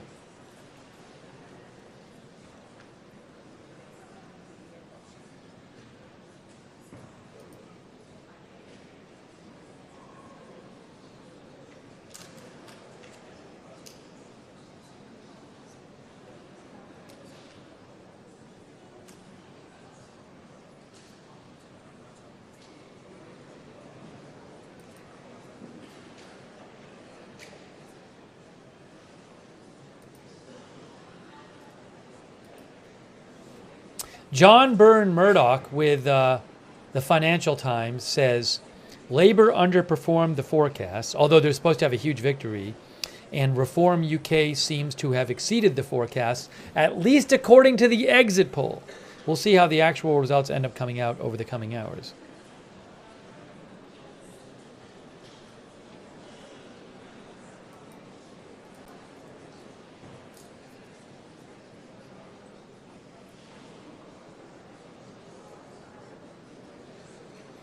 By the way, Lisa Desjardins with PBS U.S. Politics News, she is reporting that there are scores, a score is 20, there are scores of House Democrats in the U.S. who want Biden to step aside as the nominee.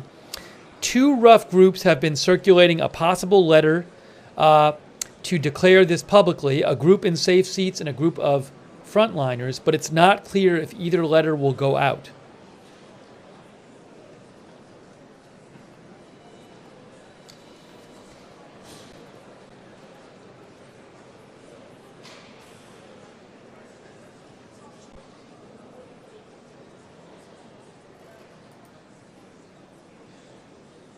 So Nathaniel Rakich, who's with the hold on, are they about to? They're about to announce this. I think they're about to announce this seat.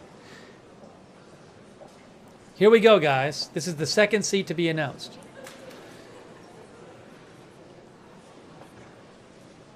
In Blythe and Ashington, I believe it is. It's kind of interesting. I think it's neat to watch. So they'll do this for each of the seats.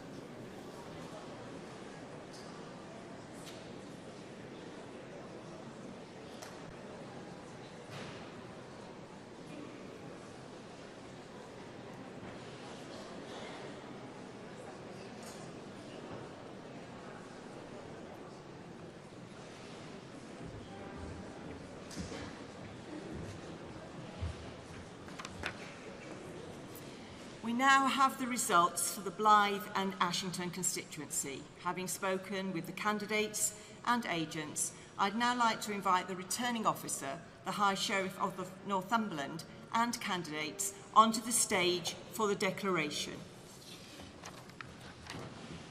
Kitty Deboo says, I like this, we should do this also. I think she means in the U.S. It's kind of interesting.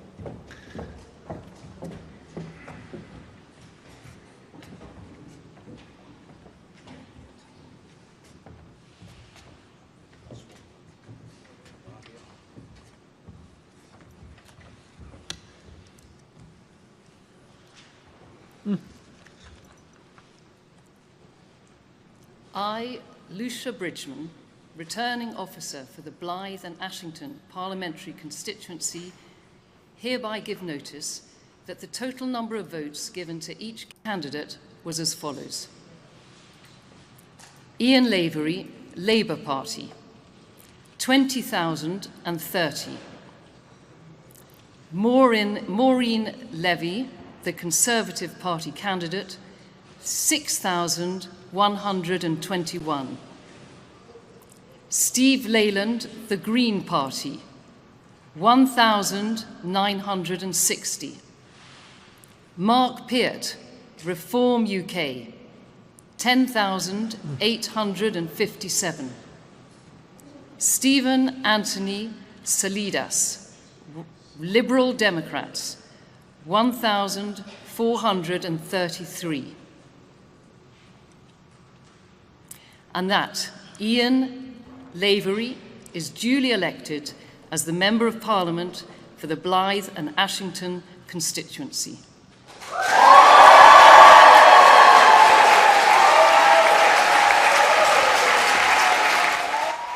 So Reform got second here too, instead of the Conservatives.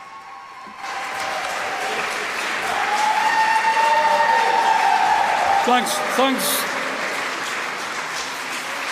very much for that. And I just want to say it's an absolute honour to be the first ever elected Member of Parliament for Blythe and Ashington. This is for Ronnie. This is for Ronnie Campbell. I wanted the seat to be called South East Northumberland because it does cover Newbiggin, Ashington, Stakeford, Guidepost, Shopperton, Bedlington East, Blythe, Newbiggin, and other places in between. And I would have preferred it to have been called South East Northumberland. But you know what? I'm absolutely chuffed. I'm delighted tonight with that resounding victory. And I think one thing that people understand with Ian Lavery is that I'll not let you down.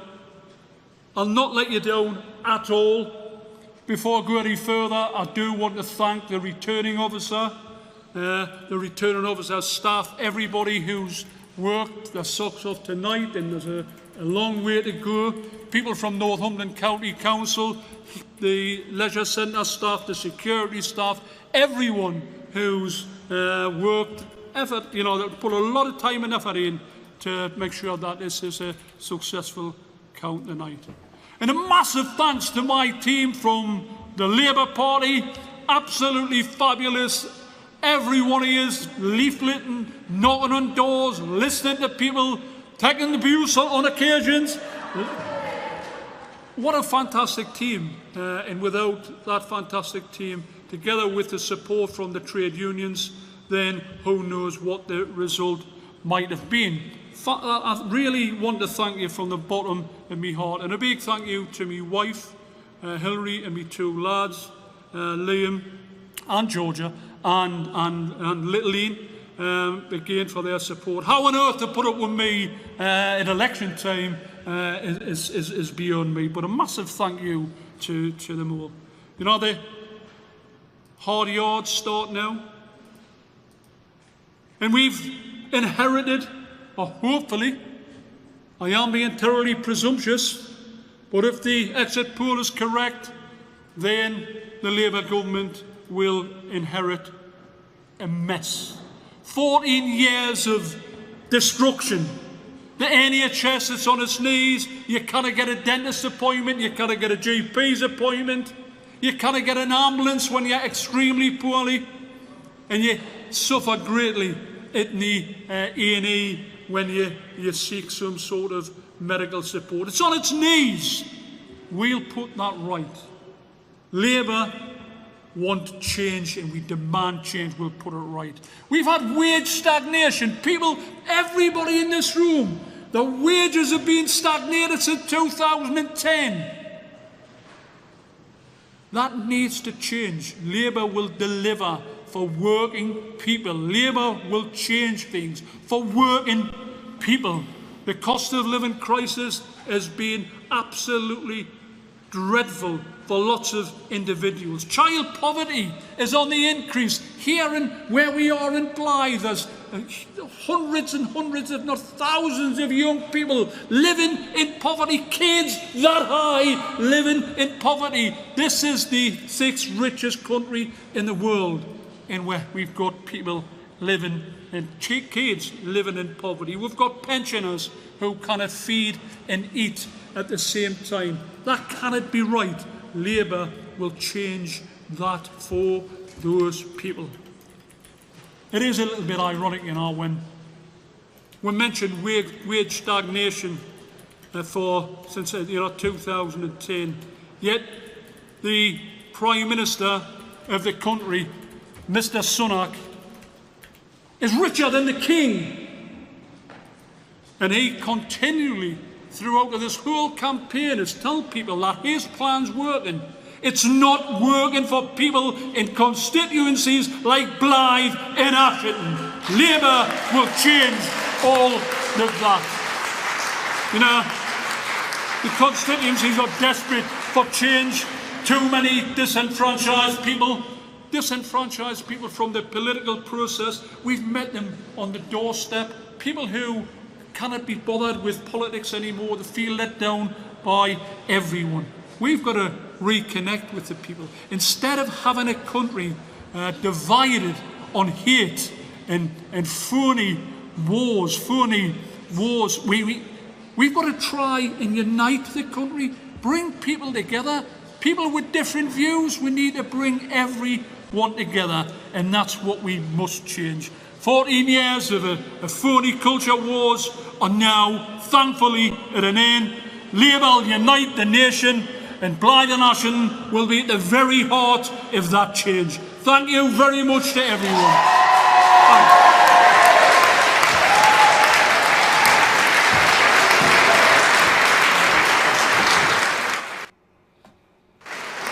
All right, so that was Ian Lavery, the winner of the seat in Blythe and Ashington. So two of the 650 constituencies have counted their seats. 648 more to go. About 2/3 of the seats will report between 3 and 5 a.m. By the way, thanks to Walter Beasley. Walter thinks a Gaza deals might be getting done today. Walter, my thoughts on Gaza deal is I've been hearing about a Gaza deal for 8 months or something? My thought on Gaza deal is I'll believe it when I see it. I'll believe it when I see it. But I'll keep an eye out for it, Walter. Thank you, Walter. I really appreciate that. Also, thank you to our viewer, Sexy Princess Writer, who says, with Reform getting second here, is it possible they outvote the Lib Dems and give the Tories a run for second place vote-wise? Well, so the prior to today, the polling suggested that the Conservatives were going to get about 20%, and then Reform was going to get about 15%. I don't know how things were supposed to go in these two seats. In the first two seats, Reform has beaten Conservative. I don't know if that'll hold in other places. So I think the question is, will Reform end up getting more votes than Conservative? That could be the case. And again, they were only polling about 5% apart in terms of not the number of seats, but the overall vote percentage they would get. So I don't know enough about these two seats to draw great conclusions from that, but we'll have to see what happens. It's a good question as to whether Reform will their percentage of votes they get outdo what they were projected to get. We'll have to see. I have not seen personally the exit poll does projects the seats, but I'm not aware of some big exit poll for the popular vote projection. So I haven't seen that projection floating around. But that's obviously going to be a very interesting thing to see is what happens between Conservatives and Reform, which is this. It's like Reform. It's seen as a party on Reform and Conservative are seen as a party, both seen as parties on the right, but Reform is seen as more of a party further to the right. They are anti-immigration, Eurosceptic party. The anti-immigration is a big part of their platform, but we'll have to see, at the end of the night how they've done compared to Conservative. Yes, as Red Squirrel points out, Labour right now is more towards the center than it had been in the past. Keir Starmer has moved them more away from the left and more towards the center. Anyway, so that is a good question about what's going to happen with that. So,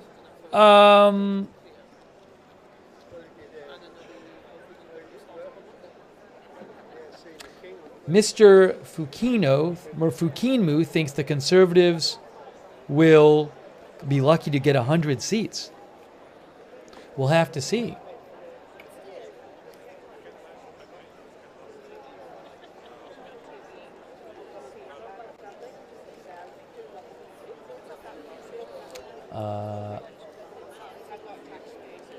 Where I'm at, the time is 6:43 p.m. That's on the lower right of the. I'm in Massachusetts, in the United States, in the screen.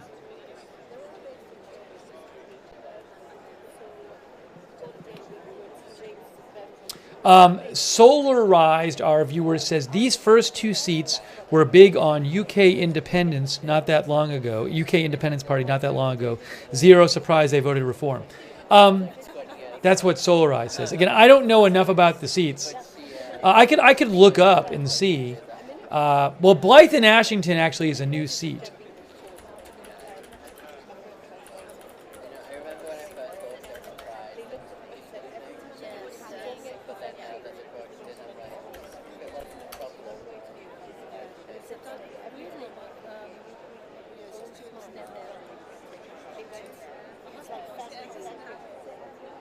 I was trying to look up the results in 2019 for that Sunderland seat.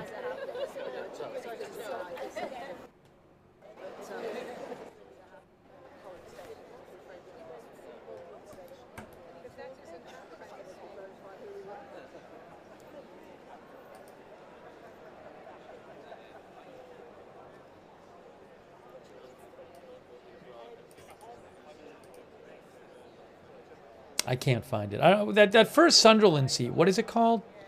That first Sunderland seat was called... hold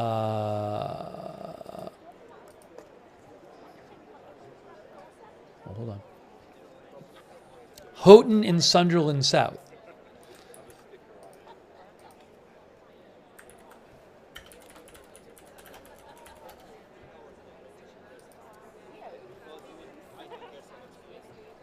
So in 2019, in Houghton and Sutherland South, Labour got 40%. Today they got 47%. So let me just, if I can show you this. Hold on, I'm going to try to show you this.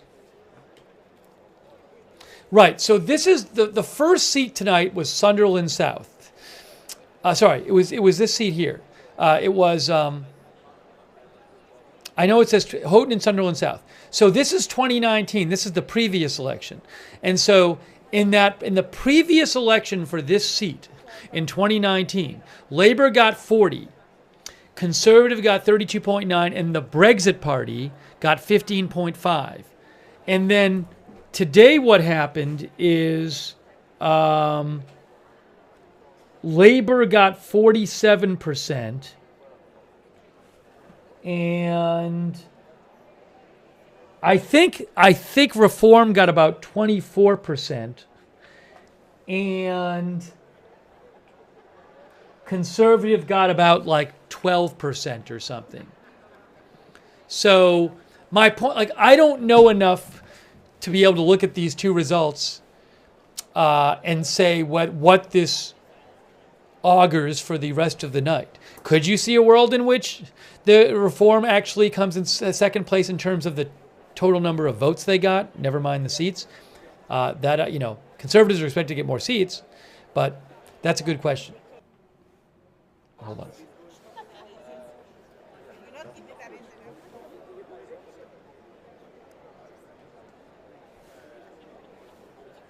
All right, I'll take a few more comments here, but I'm not going to be on for hours and hours and hours.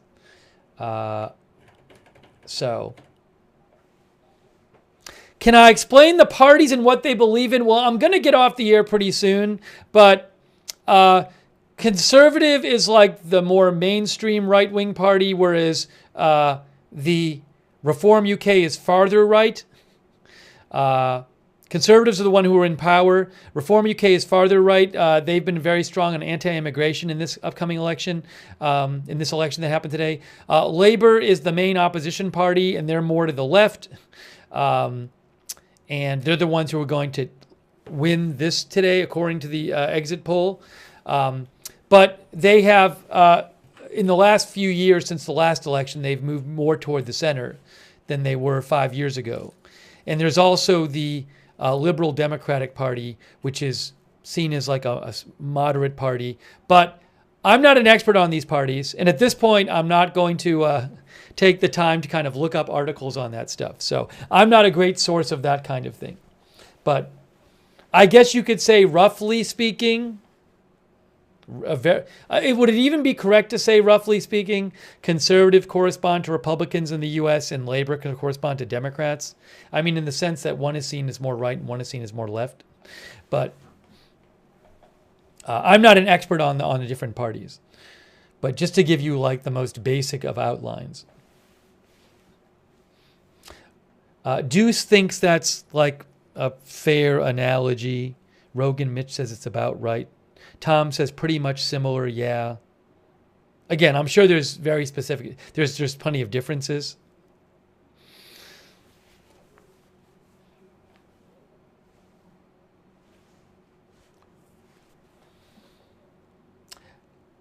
Let's see here. Yeah, and then Frecklepads thinks this election really isn't an enthusiastic shift to the left, more punishing the incumbent party. I've seen lots of analysis that says that this is more about an anti-incumbent vote, an anti-the party in power vote than a pro-labor vote. Actually, I was reading an article that says that Keir Starmer the labor leader isn't even that popular.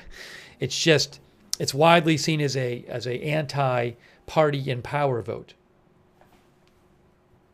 By the way, thanks to Pre-Toast, our new member. Craig Brain Impact thinks both the UK main parties are closer to each other at the center than the two US parties. Hawk says Keir Starmer is not popular at all. Anyways, I do think it's going to be a very interesting question to see how Reform UK, this strong anti-immigration party on the right, to the right of conservatives, how they will end up doing tonight. Yeah, they're a very new party. They've only been around for a few years. They came out of the pro-Brexit party.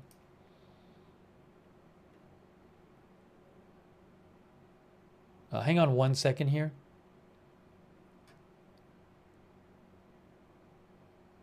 Give me 1 second here.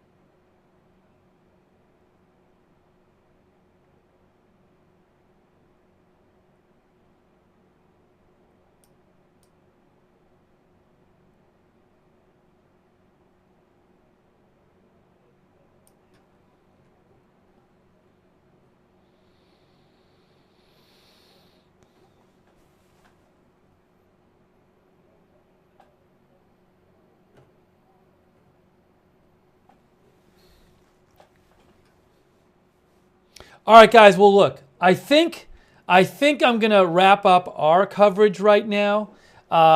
So you can find, like, on Sky News, you can go to Sky News on YouTube. I believe they have coverage. And I'm guessing you can find coverage from other UK outlets. So really wanted to just come on the air, get you the exit poll, see where in general it looks like this is going. We got to see the first 2 seats announced, and we got to hear the announcement of one of the seats because the audio was working on that one.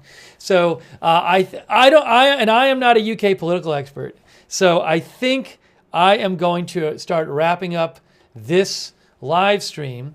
But I very much appreciate you joining for our UK election coverage. Thanks for being with me. A big thanks. A lot of you from the UK, a special shout out to you guys with your help, with your knowledge of the UK election system and the politics there. So again, I'm sure there's other coverage you can watch online if you're looking for it. But very much appreciate you guys being here for our UK election coverage. Congrats to Labour. Looks like they've won a big victory. And yeah, if I have updates to post on this, I'll post it on my X account, which is @Lookner on X. You can follow me there for breaking news when we're not on the air, @Lookner on X, right here. Where did I do here? Here, there it is, @Lookner. And subscribe and follow the channel. We cover all kinds of live breaking news here without an agenda. So if there's big news later today, I'll come back on the air. By the way, there's a couple more comments I wanted to read. Our viewer, by the way, there was a question about the person who's working at that polling station we saw. Now, Gaza, our viewer, said, I used to be a security guard. I worked at polling stations. To be honest, it was mainly for when schools were used to ensure no one got into the school itself, but only the sectioned off polling area. You don't tend to get trouble at polling stations. In your stream pictures, it's a community center. There would be no real need for security at that one. But in some places, they do need security. Thanks, Gaza. Sorry, I meant to read that comment from Gaza, and I just saw it right now. Anyways, so I appreciate you joining our stream. Subscribe, follow for live breaking news coverage here at Agenda Free TV. And let's say a big shout out to our moderators who came here, some of them on July 4th in the US, where I am. I might go watch a fireworks show tonight or something. But big thanks to our moderators who have been here. I know Ruth Krafasi was here and Danny James over on YouTube. All of our YouTube moderators who have been there. And Linda Belk and Larry moderate for us on X. Also on Twitch, all of our moderators there, like Big Ball of Yarn, David Green, McBritches, Papa Bear, all the others who've been in there. And Kay Lowry, Body, Margaret Riley, Christina Neal, and any other mods I might have missed. Thank you so much for modding. I really appreciate all of our moderators. Thank you. And happy 4th to everybody who celebrates July 4th. Oh, and thanks to everybody who donated. So nice of you.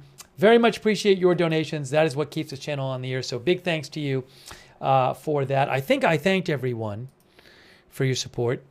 But if you ever want to donate to the channel, you can go to agendafree.tv, agendafree.tv. And sign up for our free notifications.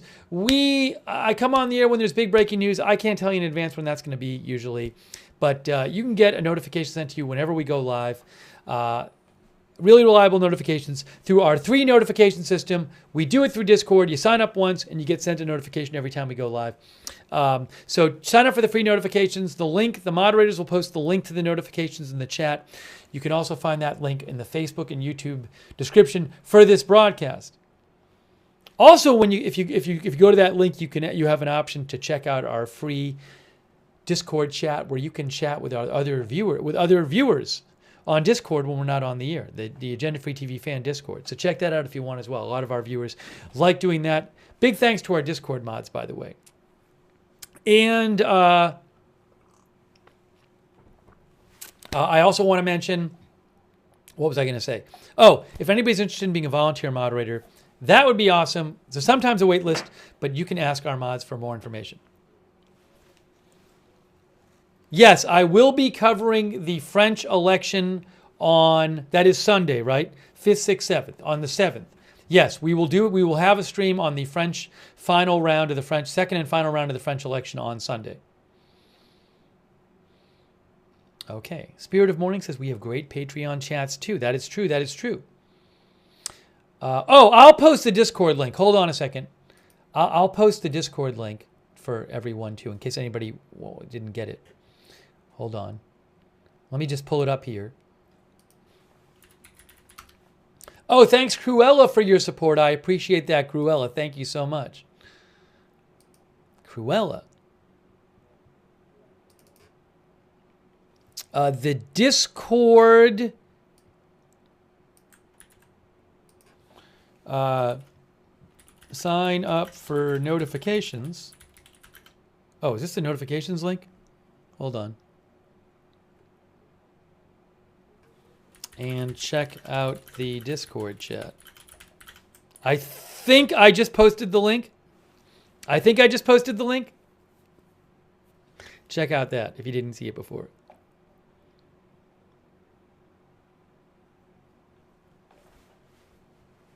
It's a link.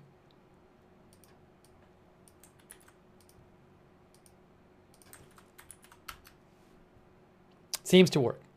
There it is. It works. That's the right link. Thanks again to all of our mods. Hey, a quick heads up. If you watch us on YouTube and you subscribe, to turn on the YouTube notifications, you need to click this bell and then choose all notifications. So if you watch us on YouTube, make sure you do that. And a quick reminder also, I do have a personal channel where I sometimes do non-news live streaming, and that is called Lookner on YouTube and Look Nerd with a D on Twitch. So you can check that out if you'd like. Thanks to everybody who wrote in again with your comments and questions. Let me read your comments and questions on the air and all of your thoughts. Oh, sorry. I missed some other comments here. Emma Jenkins sent me a gambling site. I missed that. I'm so stupid. Yeah, I missed a couple of messages here.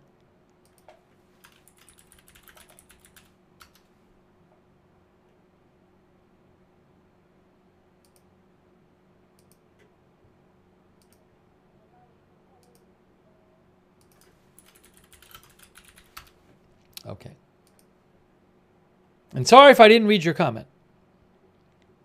Kazi Bolt says Keir Starmer is also known as Captain Flip Flop, as he always is changing his mind on policies. That's what Kazi Bolt says.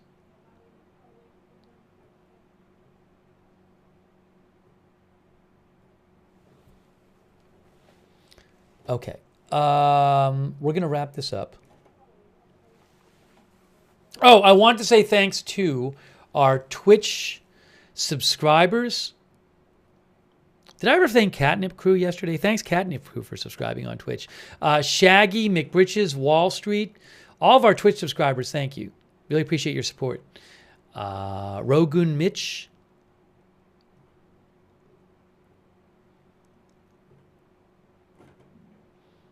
Linnea Supernatural, thanks for subscribing over there.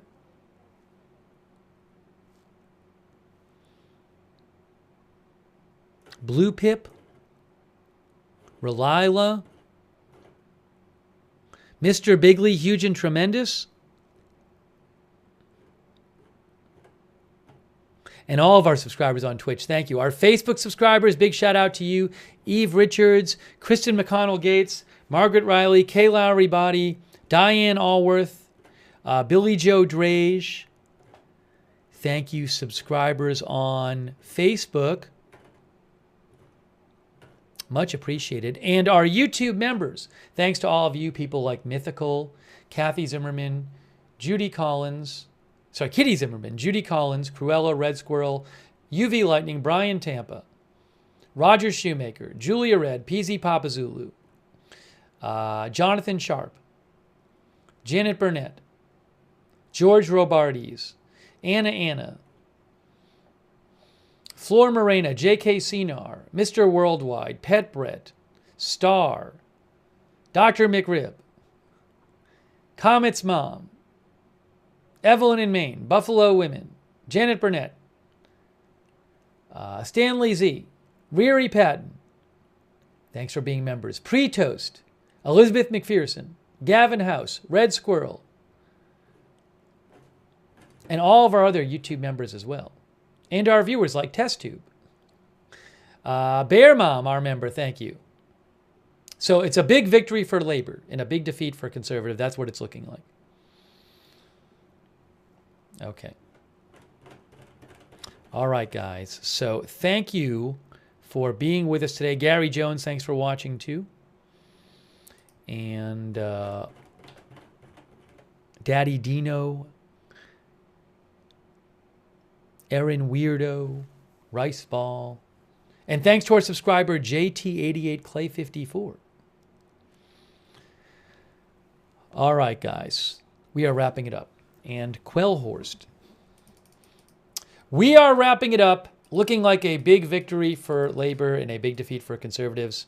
I will post updates on my X account, but I'm going to wrap this up right now. And these seats. The about 2/3 of the seats, the results will be announced between 3 and 5 a.m. UK time. Currently, it is about midnight UK time, if I have that right. Yes. All right, guys. Thank you for joining our UK election coverage. Special shout out to everybody watching in the UK. And happy 4th to everybody who celebrates the 4th. That is it for now. Thanks for watching. We'll see you soon with more live breaking news coverage right here at Agenda Free TV.